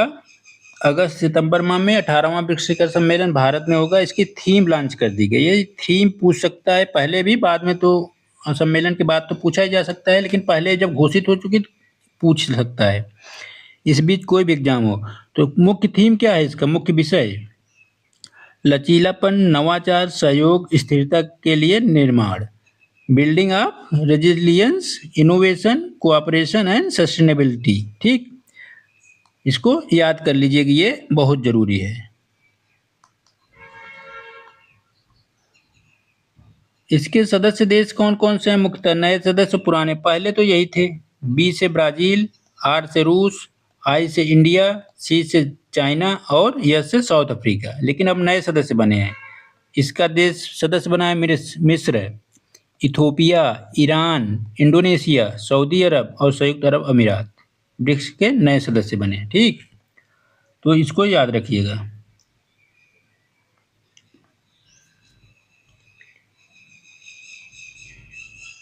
पॉक्स सिलिका पहल जो संसाधन की कूटनीति का हिस्सा है, क्या है, किस देश से संबंधित है? पॉक्स सिलिका संबंधित है अमेरिका से। किससे संबंधित है पॉक्स सिलिका? अमेरिका से। ठीक, जनवरी 2026 में कौन सा देश आधिकारिक तौर पर यूरो को अपनाकर यूरोजोन का 21वां सदस्य बना? 21वां सदस्य बना है कौन? बुल्गारिया। अभी बुल्गारिया आपका यूरोजोन का 21वां सदस्य बना और पॉक्स सिलिका अमेरिका। ठीक, पॉक्स सिलिका किसका है? अमेरिका का। जनवरी 2026 में आधिकारिक तौर पर भारत की इंडो पैसिफिक महासागर पहल में शामिल होने की घोषणा किसने की? किसमें? इंडो पैसिफिक महासागर पहल में सम्मिलित होने की घोषणा किस देश ने की? तो स्पेन ने इसमें सम्मिलित होने की घोषणा की है। ठीक, किस देश ने आधिकारिक तौर पर 78 वर्ष बाद विश्व स्वास्थ्य संगठन में अपनी सदस्यता समाप्त कर दी? विश्व स्वास्थ्य संगठन से अपनी सदस्यता समाप्त करने वाला कौन सा देश था? अमेरिका। बहुत इंपॉर्टेंट क्वेश्चन है। 78 वर्ष बाद अमेरिका ने WHO से अपनी सदस्यता त्याग दी। उसका आरोप है कि WHO उसके इशारे पे कम काम कर रहा है, खास करके चाइना की तरफ ज़्यादा एक्टिव है। ठीक, अमेरिका चाइना के इशारे पे काम कर रहा है, जबकि सबसे ज़्यादा योगदान धन आपूर्ति अमेरिका ही करता है WHO को। विश्व स्वास्थ्य संगठन को सर्वाधिक धन की सुविधा अमेरिका कराता है, लेकिन वह उसका आरोप है कि WHO भेदभाव कर रहा है विश्व स्तर पे। नाटो हाल ही में कौन सा सम्मिलित हुआ है? तो स्वीडन। ठीक, 32वां सदस्य कौन बना है? स्वीडन 32वां सदस्य बना है। नाटो से कौन निकला? अमेरिका। याद रखिएगा, ये बहुत इंपॉर्टेंट क्वेश्चन है। अमेरिका नाटो WHO से निकल गया, नाटो में सम्मिलित हुआ स्वीडन, और यूरोपीय संघ का यूरोजोन अपनाने वाला कौन सा देश बना?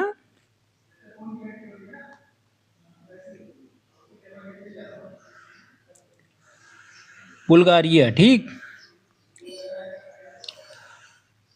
भारत का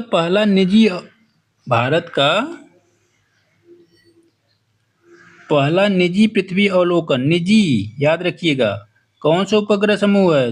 तो 21 जनवरी 2026 को पिक्सेल ने के नेतृत्व में कंसोर्टियम इन स्पेस ई के साथ भारत का पहला निजी पृथ्वी अवलोकन उपग्रह समूह संचालित करने की समझौता हुआ। यह 1200 करोड़ रुपए का निवेश है। 5 वर्षों में 12 उपग्रह निर्मित किए जाएंगे, तैनात किए जाएंगे। ठीक,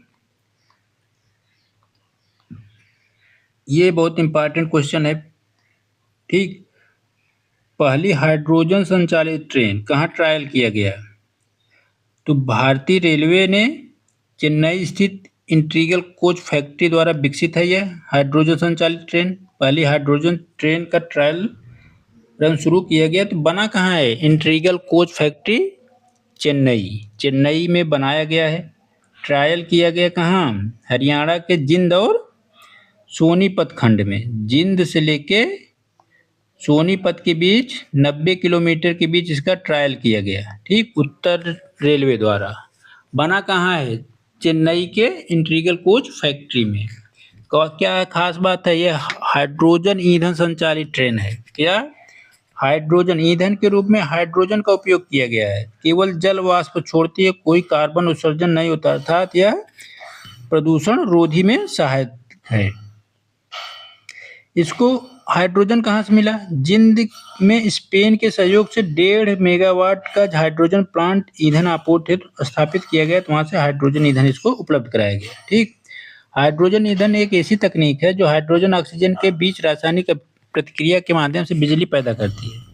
इस प्रक्रिया में एकमात्र उप उत्पाद बाई प्रोडक्ट पानी और गर्मी होती है, ठीक, जो इसे जीवाश्म ईंधन का एक उत्कृष्ट स्वच्छ विकल्प बनाती है। ये राजस्थान के लिए तो बहुत जरूरी क्वेश्चन है। भारत सरकार या उत्तर प्रदेश की पेपर में ये पूछा जा सकता है कि 15 जनवरी 2026 को पर्यावरण वन जलवायु परिवर्तन मंत्रालय ने राजस्थान के कुंभलगढ़ वन्यजीव अभ्यारण्य को इको सेंसिटिव जोन घोषित किया गया, ESZ, ठीक। कहाँ पे है कुंभलगढ़? ये आप लोग कमेंट बताइए किस जिले में है। राजस्थान में है तो किस जिले में घोषित किया गया, ये याद रखिए, कई बार पूछता मिलान करने के लिए। पर्यावरण संरक्षण अधिनियम 1986, पर्यावरण संरक्षण अधिनियम कब घोषित किया गया? 1986 में, ठीक। इसी के तहत उसको इको सेंसिटिव जोन घोषित किया गया है।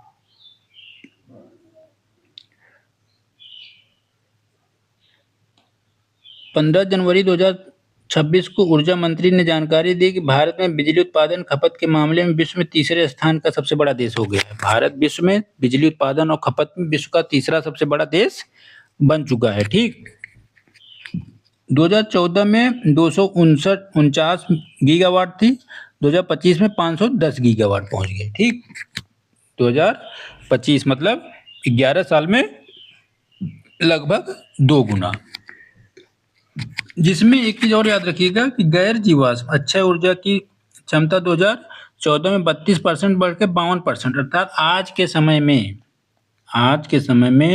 100% ऊर्जा उत्पादन में 52% नवीकरणीय संसाधन है। सौर, पवन, जल ऊर्जा, ये जो आपके ज्वारी ऊर्जा जो नवीकरणीय संसाधन है, ठीक।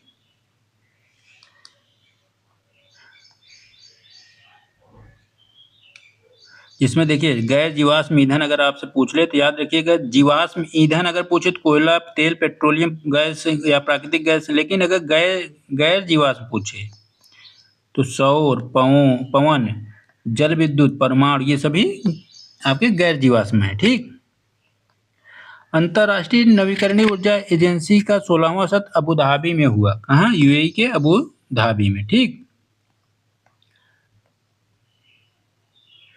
एरेना क्या है? अंतरराष्ट्रीय नवीकरणीय ऊर्जा एजेंसी 2009 में स्थापित एक अंतर सरकारी संगठन है जिसका उद्देश्य मुख्यालय मसदूर सिटी अबू धाबी में स्थित है, ठीक। भारत इसका संस्थापक सदस्य देश है। यह संस्था देशों को ऊर्जा संक्रमण, जलवायु कार्रवाई, सार्वभौमिक ऊर्जा पहुंच प्राप्त कराने में सहायता प्रदान करती है।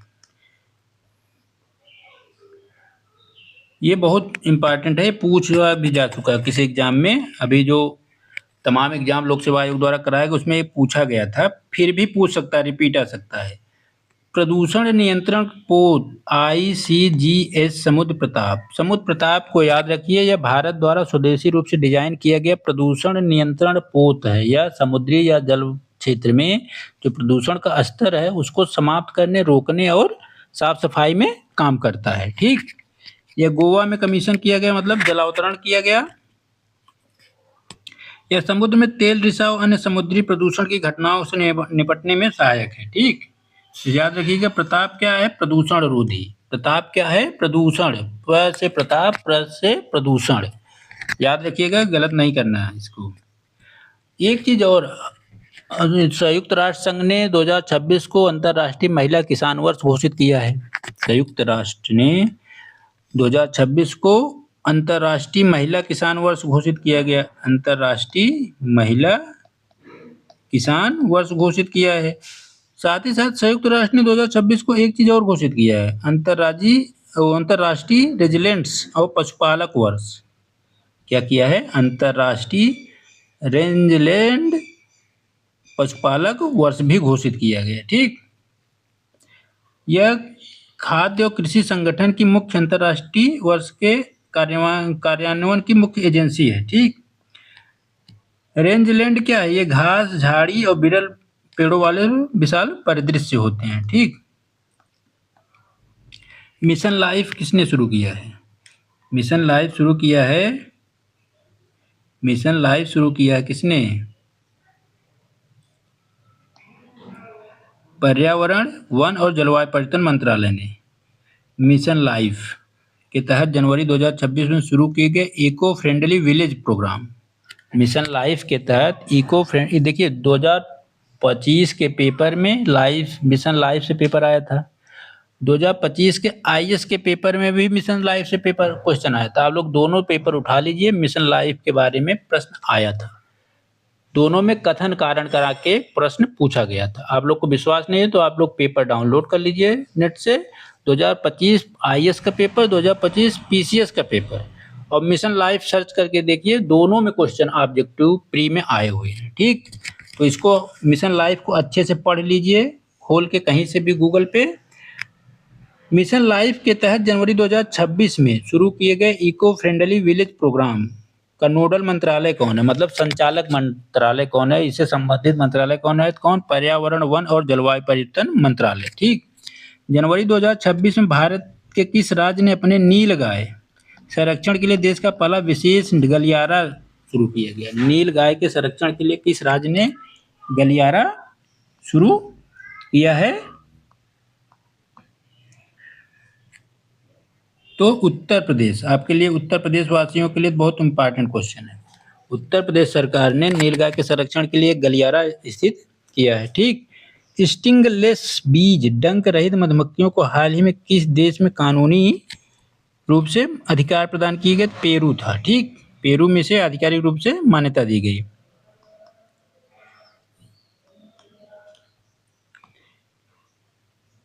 हाल ही में पारिस्थितिकीविद माधव गाडगिल का निधन हो गया। वे किस ऐतिहासिक विशेषज्ञ पारिस्थितिकी पैनल के अध्यक्ष थे? तो ये थे पश्चिमी घाट का जो विशेष पारिस्थितिकी पैनल है उसके अध्यक्ष रह चुके थे। ब्लू इकोनॉमी, समुद्र से संबंधित जो अर्थव्यवस्था है उसे ब्लू इकोनॉमी कहा जाता है। 2.0 नीति के तहत भारत ने 2026 तक अपने कितने तटीय जिलों को क्लाइमेट रेजिलिएंट, जलवायु लचीला बनाने का लक्ष्य रखा है? तो 75 जिलों को। कितने? 75 जिलों को रखा है ब्लू इकोनॉमी 2.0 के तहत भारत सरकार द्वारा। ठीक, एक नया सूचकांक जो शुरू किया गया है, ठीक, भारत सरकार द्वारा ही 21 जनवरी 2026 को भारत ने जिम्मेदार राष्ट्र सूचकांक लॉन्च किया, जो वैश्विक मूल्यांकन को केवल जीडीपी के बजाय नैतिक शासन और स्थिरता के आधार पर भी मोड़ता है, या मतलब महत्व देता है। ठीक, इसे विकास कौन कर रहा है? इसका विश्व बौद्धिक फाउंडेशन WIF और JNU और IIM मुंबई के सहयोग से तैयार किया गया है। तो भारत सरकार द्वारा शुरू किया गया है जिम्मेदार राष्ट्र सूचकांक। ठीक, यह सिर्फ जीडीपी के महत्व के बजाय नैतिक शासन और स्थिरता को भी महत्व देता है। यह विकसित कौन कर रहा है? तो विश्व बौद्धिक फाउंडेशन एक नंबर, दूसरा JNU, तीसरा IIM मुंबई, तीनों के सहयोग से विकसित किया जा रहा है। इसमें कुल 154 देशों को सम्मिलित किया गया है। ठीक, शीर्ष है सिंगापुर, दूसरे पे है स्विट्जरलैंड, तीसरे पे डेनमार्क। पहले पे कौन सा है? सिंगापुर, स्विट्जरलैंड, फिर डेनमार्क। ठीक, 3 देश इसमें पहले, दूसरे, तीसरे पे हैं। भारत की रैंक क्या है?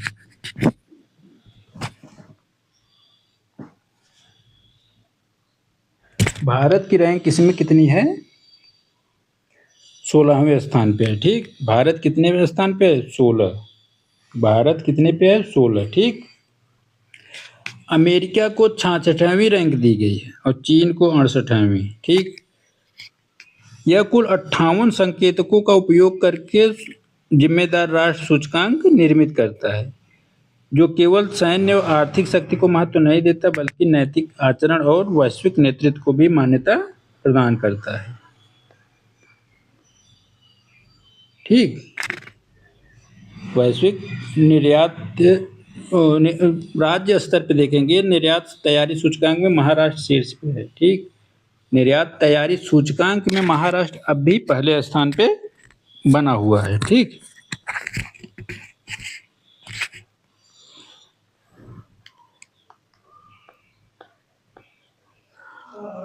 अंकटाड होता है UNCTAD का global investment trade monitor report जो आई है, उसके अनुसार भारत में प्रत्यक्ष विदेशी निवेश में 73% का उछाल आया है। किसमें? भारत में 73% का निवेश उछाल आया है, जिसमें सबसे अधिक सेवा क्षेत्र है। ठीक, सबसे अधिक क्या है? सेवा क्षेत्र, वित्त, IT और R&D। ठीक, विनिर्माण। बाकी अंकटाड की स्थापना कब की गई देख लीजिएगा, अगर पूछ ले कभी, 1964 में। इसका मुख्यालय जेनेवा में है। जेनेवा कहाँ है? कमेंट में बताइए आप लोग, जो लोग जीके अच्छे से जानते हैं वो लोग बताएं कि जिनेवा किस देश की राजधानी है। जिनेवा 1964 में अंकटाड की स्थापना संयुक्त राष्ट्र व्यापार और विकास सम्मेलन की स्थापना की गई। यह विकासशील देशों में व्यापार, निवेश और विकास के मुद्दे से निपटने वाला संयुक्त राष्ट्र का एक प्रमुख निकाय है। ठीक,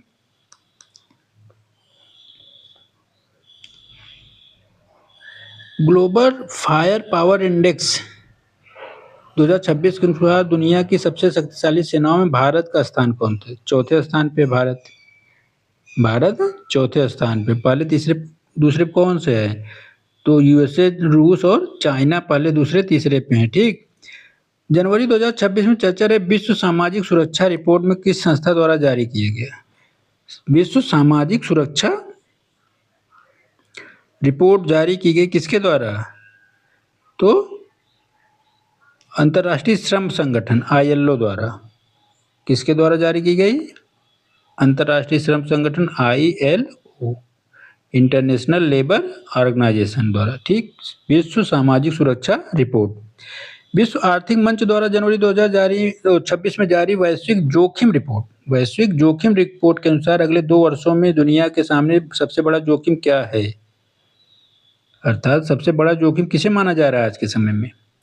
तो भू आर्थिक टकराव जो बढ़ रहा है। भू आर्थिक टकराव के ही कारण तो रूस यूक्रेन टक्कर चल रही है। रूस यूक्रेन संघर्ष चल रहा है भू आर्थिक टकराव के कारण। भारत पाकिस्तान। ठीक, अन्य देशों में ऐसे कई देश देखेंगे तो इसी वजह से यह चल रहा है। जेरूसलम के नियंत्रण के लेके इजराइल, ईरान, सीरिया, फिलिस्तीन संघर्ष चलता चला आ रहा है। ठीक, अवतार संस्था की रिपोर्ट 2025 के अनुसार महिलाओं के लिए सबसे बड़ा समावेशी शहर कौन सा है भारत का? तो बेंगलुरु। नुम्बियो सेफ्टी इंडेक्स 2026 में किस भारतीय शहर ने प्रथम स्थान प्राप्त किया? तो बंगलुरु अलग है, दोनों कर्नाटक में ही है। ये उसकी राजधानी है, एक उसका बगल में है मंगलुरु। ठीक, एशिया मैन्युफैक्चरिंग इंडेक्स 2026 में भारत की रैंक 6वीं है। एशिया मैन्युफैक्चरिंग इंडेक्स 2026 भारत की रैंक 6वीं है। ठीक, पहले चौथे नंबर पे था, बढ़ गया 1-2 रैंक। नीति आयोग ने एक रिपोर्ट वो बनाया है इंडेक्स, निर्यात तैयारी सूचकांक। कौन जारी करता है? नीति आयोग। ठीक,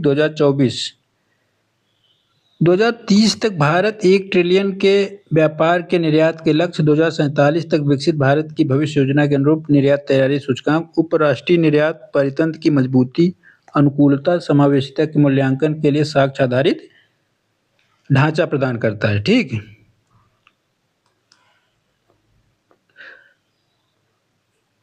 इनको याद कर लीजिए कि पूछे जा सकते हैं। ग्रासा मासेल मोजाम्बिक के हैं, मानवाधिकार कार्यकर्ता और समाजसेवी हैं। इंदिरा गांधी शांति, निशस्त्रीकरण और विकास पुरस्कार 2026 दिया गया। तो याद रखिएगा, इंदिरा गांधी मेमोरियल ट्रस्ट द्वारा किसे दिया गया? ग्रासा मासेल को। कहाँ के हैं? मोजाम्बिक में है। मोजाम्बिक किस महाद्वीप में स्थित है, ये आप लोग कमेंट में बताएं। ठीक, कमेंट में बताइए मोजाम्बिक किस महाद्वीप में है। ठीक, ग्रासा मासेल को, ये समाज सेवी मानवाधिकार कार्यकर्ता हैं, मोजाम्बिक के निवासी हैं। इनको 2025 का इंदिरा गांधी शांति निरस्त्रीकरण और विकास पुरस्कार दिया गया। ठीक, 1 करोड़ राशि दी जाती है इसमें। ठीक, एक राशि, प्रशस्ति पत्र, ट्रॉफी। सुनीता विलियम्स चर्चा में थी क्योंकि इन्होंने क्या किया कि अपने अंतरिक्ष कार्यक्रमों से सेवानिवृत्ति ले ली, मतलब त्याग पत्र दे दिया। ठीक,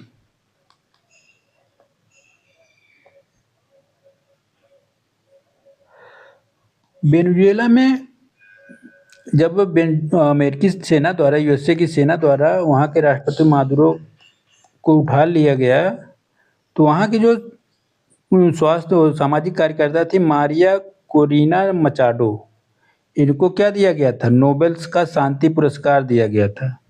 तीनों ने अमेरिकी राष्ट्रपति को पुरस्कार वापस कर दिया। याद रखिएगा, बहुत जरूरी है। 2025 में दिया गया और 2026 में जब यह कार्रवाई जनवरी में की गई तो इसके विरोध में इन्होंने इसको वापस कर दिया। इस अवसर पर ट्रंप ने कहा कि मारिया ने उनके द्वारा किए गए कार्यों को मान्यता में उन्हें अपना नोबेल पुरस्कार प्रदान किया और इसे आपसी सम्मान का एक महत्वपूर्ण प्रतीक माना जाएगा। जबकि ऐसा नहीं है, ट्रंप बेवकूफ़ इंसान है, कुछ भी बोलते रहते हैं। उसने विरोध में वापस किया। मारिया ने विरोध में, हमारे देश की संप्रभुता पर आक्रमण है, इस विरोध में उसने वापस किया, लेकिन उसको यह सकारात्मक प्रेजेंट करना चाहते थे।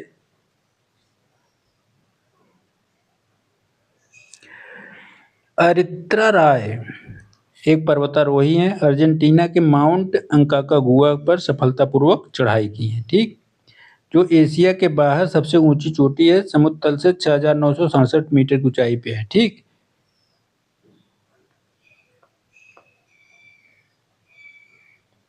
संयुक्त राष्ट्र महासचिव पुरस्कार 2025 किसे दिया गया, बंगलुरु से ताल्लुक रखने वाले भारतीय सेना के मेजर स्वाति सांथा कुमार को। किसे दिया गया, स्वाति सांथा कुमार को दिया गया, इक्वल पार्टनर लास्टिंग पीस पहल के लिए। ठीक, संयुक्त राष्ट्र महासचिव पुरस्कार 2025। इजराइल का प्राइस ऑफ पीस, इजराइल के प्रधानमंत्री बेंजामिन नेतन्याहू ने घोषणा की डोनाल्ड ट्रंप को इजराइल का सर्वोच्च नागरिक सम्मान प्राइस फॉर पीस प्रदान किया जाएगा। इजराइल प्राइस फॉर पीस किसे प्रदान किया गया, डोनाल्ड ट्रंप को। ठीक, पद्म भूषण जो अब की बार प्रदान किए गए कुल पद्म पुरस्कार कुल 131 हैं। कितने हैं, 131 कुल। 5 पद्म विभूषण, ठीक, 13 पद्म भूषण, बाकी 113 पद्म श्री। तो पद्म विभूषण कई बार पूछता है, इसमें मृतक धर्मेंद्र सिंह देओल, सनी देओल के पिता, कला क्षेत्र महाराष्ट्र के निवासी माने जाते हैं तो पंजाब के, लेकिन उनका जो ओरिजिनल पता है इस समय महाराष्ट्र है, तो ये महाराष्ट्र के माने जाएंगे। कभी कभी क्या होता है, राज्य मिलान करने के लिए देता है, तो याद रखिएगा। केटी थॉमस सार्वजनिक मामले केरल के निवासी हैं। एन राजन कला उत्तर प्रदेश के हैं, ये बहुत इंपॉर्टेंट है उत्तर प्रदेश के लिए। एन राजन कला में आप इनका कौन सी कलाकृति के लिए प्रसिद्ध हैं ये याद कर लीजिए। पी नारायणन साहित्य एवं शिक्षा केरल, वी अच्युतानंदन मरणोपरांत सार्वजनिक मामले केरल। केरल के 4 लोगों को दिया गया है, याद रखिएगा, ये भी बहुत इंपॉर्टेंट है। 5 में 1 2 3 नहीं 3 सॉरी, केरल से 3 लोगों को दिया गया, 1 2 3। ठीक, 5 में 1 महाराष्ट्र के हैं, 1 उत्तर प्रदेश के। वी एस अच्युतानंदन, एन राजन और केटी थॉमस। पद्म भूषण में 13 लोगों को दिया गया। ठीक, अब इसमें देखते हैं, देखिए उत्तर प्रदेश से कौन है। उत्तर प्रदेश से इसमें कोई नहीं है। देखिए विजय अमृत राज को दिया गया। एक चीज याद रखिए, इन्होंने भारतीय नागरिकता त्याग के अमेरिकी नागरिकता ग्रहण कर ली है। ये अमेरिका के निवासी बन गए हैं, इसलिए यहाँ अमेरिका लिखा हुआ है, ये बात याद रखिएगा। ठीक, कुछ किताबें हैं जैसे history that India ignored, Prem Prakash की, ज़्यादा इम्पोर्टेंट नहीं है। ये है अग्नि सरोवर में खिला कमल, द्रौपदी मुर्मू के जीवन पर आधारित पुस्तक है। ठीक, कुछ प्रमुख दिवस हैं जो पूछे जाते हैं कभी कभी। 10 जनवरी को विश्व हिंदी दिवस मनाया जाता है, याद रखिए 10 जनवरी विश्व हिंदी दिवस। 12 को राष्ट्रीय युवा दिवस, किसके नाम पे? स्वामी विवेकानंद के नाम पे। ठीक, फिर 16 जनवरी राष्ट्रीय स्टार्टअप दिवस भी है, ये बहुत इम्पोर्टेंट है, बहुत जरूरी है, महत्वपूर्ण। 24 जनवरी राष्ट्रीय बालिका दिवस। 25 जनवरी भी बहुत जरूरी है, राष्ट्रीय मतदाता दिवस। 25 जनवरी को 2 दिवस मनाए जाते हैं, राष्ट्रीय मतदाता और पर्यटन दिवस भी मनाया जाता है। ठीक, याद रखिएगा। कुछ छोटी छोटी बातें हैं जो देख लेते हैं। भारत पर्व 2026 लाल किले नई दिल्ली से संपन्न किया गया। ठीक, भारत निर्वाचन आयोग द्वारा जनवरी 2026 में one stop digital platform launch किया गया, इसीनेट। ठीक, दूर संचार पेंशन भोगियों को डिजिटल सेवा प्रदान करने के लिए पेंशन प्रबंधन पोर्टल उमंग के साथ संपन्न लॉन्च किया है, एकीकृत किया है। ठीक, आर्टिफिशियल इंटेलिजेंस प्लेटफॉर्म 2026 आईपीएल ने सबसे बड़े बीसीसीआई के साथ 270 करोड़ का प्रायोजक जेमिनी जो कंपनी है, इसने सबसे बड़ा समझौता किया। ठीक, नई दिल्ली में समावेशी शिक्षा शिखर सम्मेलन 2026 का आयोजन किया गया, स्कूल शिक्षा और साक्षरता विभाग द्वारा, शिक्षा मंत्रालय के तहत। ठीक, राष्ट्रीय बालिका दिवस 24 जनवरी 2026 को मनाया गया।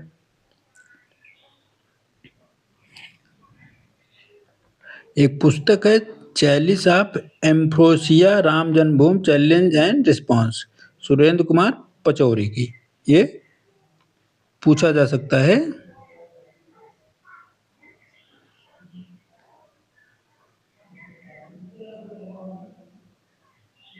राष्ट्रीय स्टार्टअप दिवस बताया 16 जनवरी को मनाया जाता है, ये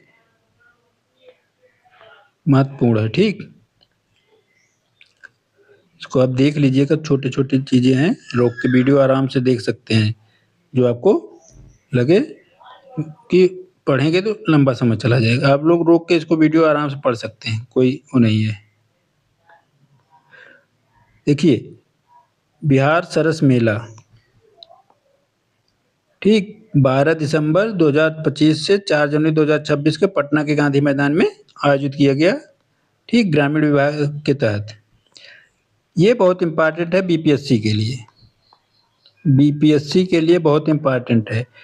वहाँ के उच्च न्यायालय जो है पटना का, वहाँ कौन बने? जंगम कुमार साहू को मुख्य न्यायाधीश बनाया गया। जंगम कुमार साहू को जस्टिस सूर्यकांत त्रिपाठी जो हैं, सूर्यकांत जस्टिस, इनके जो कॉलेजियम की संस्कृति पर उड़ीसा के उच्च न्यायालय के जस्टिस थे, न्यायाधीश थे। ये पहले कहाँ थे? उड़ीसा में। अब कहाँ आ गए? पटना उच्च न्यायालय के मुख्य न्यायाधीश बन गए। ठीक, जनवरी 2026 में इनको आरिफ मोहम्मद खान वहाँ के राज्यपाल ने शपथ दिलाई। ठीक, कौन है? संगम कुमार साहू, पटना उच्च न्यायालय के मुख्य न्यायाधीश। विश्व की पहला निजी अंतरिक्ष स्टेशन हेवन 1 इसी वर्ष लॉन्च किए जाने की संभावना है। याद रखिएगा, पहला निजी अंतरिक्ष स्टेशन है हेवन 1। ठीक, तो इसको याद रखिएगा। इसका निर्माण कौन कौन कर रहा है? तो नासा का सहयोग है, रूस का, रास्को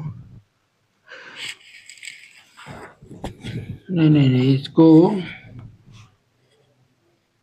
इसमें तो इन लोगों का तो पहले से नासा का है, पहले से रूस का है, जापान का है। ठीक, यह पहली बार निजी अंतरिक्ष वो है।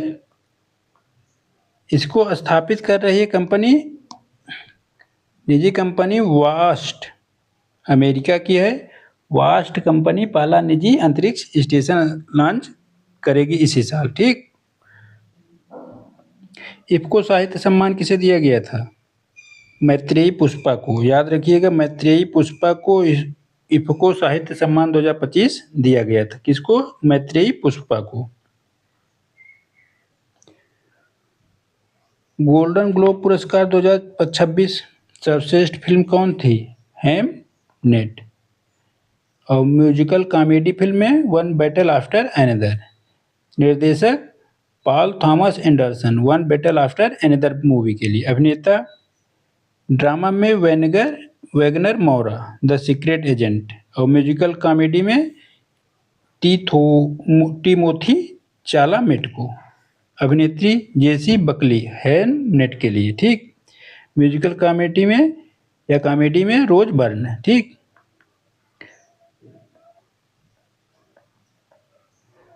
ये मैंने आपको बताया था। शांति निःशस्त्रीकरण के इंदिरा गांधी पुरस्कार अभी किसको दिया गया था?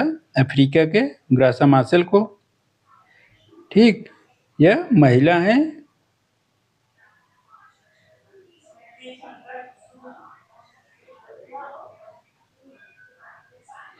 अशोक चक्र आपको वहाँ ऊपर बताया शुभांशु शुक्ला को दिया गया, शुभांशु शुक्ला को, ठीक, गणतंत्र दिवस पे। कीर्ति चक्र 3 लोगों को उसी समय दिया गया था, अर्शदीप सिंह, डोलेश्वर सुब्बा और बालाकृष्णन नायर को। देखिए पद्म पुरस्कार कुल दिए गए आपके लिए, तो 5 मुख्य हैं याद करना। कुल 131 दिए गए। कितना? 131। 5 पद्म, 13 पद्म भूषण, पद्म विभूषण 5, पद्म भूषण 13 और 113 पद्मश्री, ठीक। इसमें 2 युगल पुरस्कार भी दिए गए, ठीक, जिसमें से कुल 19 महिलाएं हैं, 10 विदेशी हैं, ठीक। 6 लोग ऐसे हैं जो अप्रवासी टाइप के हैं और 16 लोग ऐसे जो मर चुके हैं, मरणोपरांत, ठीक। तो 16 लोग मरणोपरांत हैं। मुख्य में देखिए मैंने बताया धर्मेंद्र सिंह थे, एन राजन, वीएस अच्युतानंदन, केटी कामत, पी नारायणन। ये तो आपके पद्म विभूषण में है। पद्मश्री में 13 लोग थे, ठीक। पद्मश्री में 113। अब देखिए आपके लिए जो इम्पोर्टेंट होता है इसको याद रखिएगा। उत्तर प्रदेश के लिए बहुत जरूरी है। कला में सुश्री एन राजम, ये उत्तर प्रदेश के लिए बहुत जरूरी है। केरल से 3 लोगों को दिया गया बताया था। कभी कभी राज्य का मिलान करने के लिए देता है, तो याद रखिएगा। बिहार और उत्तर प्रदेश के लिए पद्मश्री में कौन कौन से याद रखिएगा। अनिल कुमार रस्तोगी, कला के क्षेत्र में, उत्तर प्रदेश। उत्तर प्रदेश से हैं अशोक कुमार सिंह, विज्ञान इंजीनियर्स। मध्य प्रदेश में है भगवान दास राय कवार, खेल। बिहार के लिए हैं भरत सिंह भारती, कला के क्षेत्र में, बिहार, ठीक। फिर है विश्व बंधु मरणोपरांत, कला, बिहार। उत्तर प्रदेश बुद्ध रश्मि मणि, पुरातत्व, उत्तर प्रदेश। ये चीज़ें याद रखिएगा, पूछा जा सकता है, क्योंकि आपके उत्तर प्रदेश और बिहार में या एमपी में ये चीज़ें पूछी गई हैं कई बार। चिरंजीव लाल यादव उत्तर प्रदेश के कला से हैं, ठीक। बिहार में गोपाल श्री त्रिवेदी। फिर आपके आगे आएंगे, देखिए सभी राज्यों में नहीं, आपके राज्य का बहुत जरूरी होता है जिस राज्य से आप बिलोंग करते हैं। उत्तर प्रदेश में केवल कृष्ण ठकराल, उत्तर प्रदेश। केवल कृष्ण ठकराल चिकित्सा, उत्तर प्रदेश, ठीक।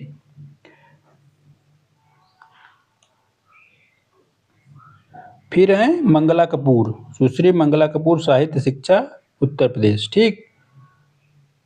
उत्तर प्रदेश से प्रवीण कुमार, खेल, प्रवीण कुमार जो गेंदबाज हैं क्रिकेट में, उनको दिया गया। इस तरह से देखेंगे तो कुछ कुछ हैं जो आपके राज्यों से इम्पोर्टेंट है, उसको देख लीजिएगा और उनको एक अलग से लिख लीजिए।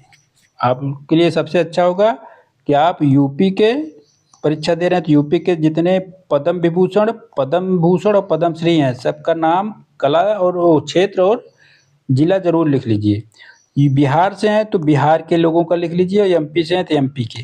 ये परीक्षा में पक्का पूछे जाते हैं, किसी भी परीक्षा में पूछे जा सकते हैं, इसको आप देख के लिख सकते हैं इनका, ठीक। आगे बढ़ते हैं।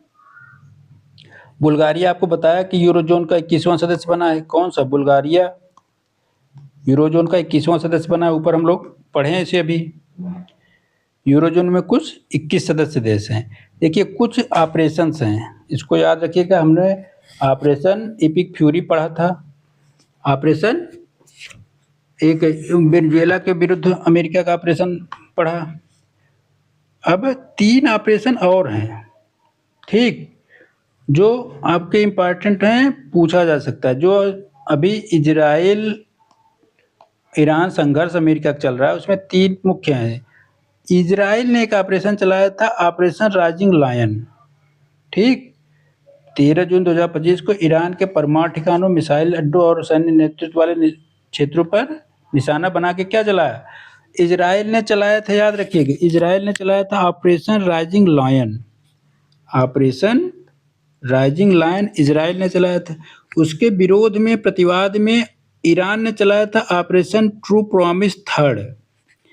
ट्रू प्रॉमिस थर्ड ईरान ने चलाया था इजराइल के विरुद्ध। लेकिन उसने किया क्या? इजराइल पे तो अटैक किया, साथ ही साथ कुछ पड़ोसी देश भी जो थे अरब कंट्री, उन पर भी इस तहत आक्रमण किया। अमेरिका ने फिर क्या किया? इजराइल पे चलाया ऑपरेशन मिडनाइट हैमर। अपने बमवर्षक विमानों द्वारा ईरान के परमाणु ठिकानों पे हमला किया था। ठीक, एपिक फ्यूरी भी चलाता है अमेरिका ईरान के विरुद्ध, 2 ऑपरेशन। ठीक, तो ये चीज़ें याद रखिए कि तीनों ऑपरेशन, राइजिंग लायन इजराइल चलाता है, ट्रू प्रॉमिस चलाता है ईरान, और मिडनाइट हैमर को चलाता है अमेरिका। ठीक, ये तीनों ऑपरेशन याद रखिएगा। भारत सरकार ने अपने पिछले बजट में ही घोषणा की थी ज्ञान भारतम मिशन संचालित करने के लिए, जिसको शुरू किया गया है। ज्ञान भारतम मिशन भारत के संस्कृति मंत्रालय के द्वारा शुरू किया गया है। ठीक, एक प्रमुख पहल है जिसका उद्देश्य भारत की विशाल पांडुलिपि विरासत को उजागर करना, उनकी रक्षा करना, उन्हें संरक्षित करना है। ठीक, मोबाइल वर्ल्ड कांग्रेस की स्थापना ज्योतिरादित्य सिंधिया ने स्पेन के बार्सिलोना में की। वहाँ ये गए थे जब यह मतलब सम्मेलन हुआ, तो भारत की तरफ से ज्योतिरादित्य सिंधिया गए थे। मोबाइल वर्ल्ड कांग्रेस बार्सिलोना में संपन्न हुआ।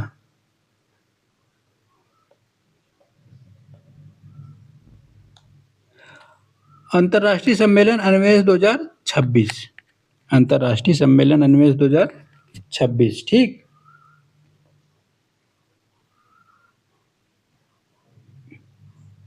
एक भारत सरकार के द्वारा शुरू किया गया है। ठीक, यह टिकाऊ स्वास्थ्यवर्धक खाद्य पदार्थों की अगली पीढ़ी के दृष्टिकोण को प्रदर्शित करने के लिए है। महिला दिवस हमने बता दिया था, कुछ चीज़ें याद रखिएगा। नारी शक्ति विकसित भारत की आधारशिला, भारत सरकार इसको थीम बना के चल रही है। 8 मार्च को अंतर्राष्ट्रीय महिला दिवस मनाया गया। थीम था अधिकार और न्याय के साथ साथ हर महिला और बालिका के सशक्तिकरण के लिए वास्तविक कार्रवाई। दुनिया भर में गिव टू गेन अभियान जेंडर इक्वलिटी के लिए चलाया गया। आपसी सहयोग, उदारता के महत्व को महत्व दिया गया। ठीक,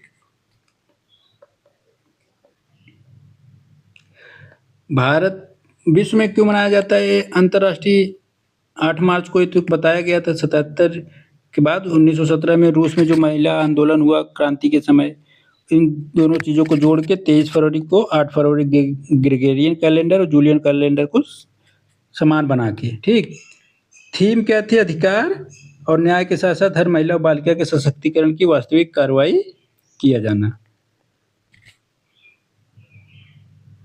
अंतर्राष्ट्रीय महिला दिवस 2026 के तहत ग्लोबल कैंपेन थीम क्या है? Give to gain. ठीक,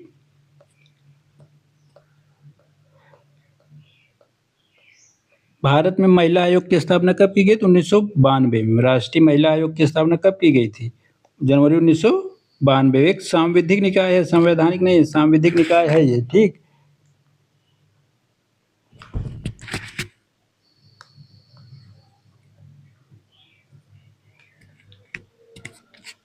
कुछ अनुच्छेद हैं जहां महिलाओं को वरीयता दी गई है। ठीक, 15, 16, 39, 42, 343। ठीक है,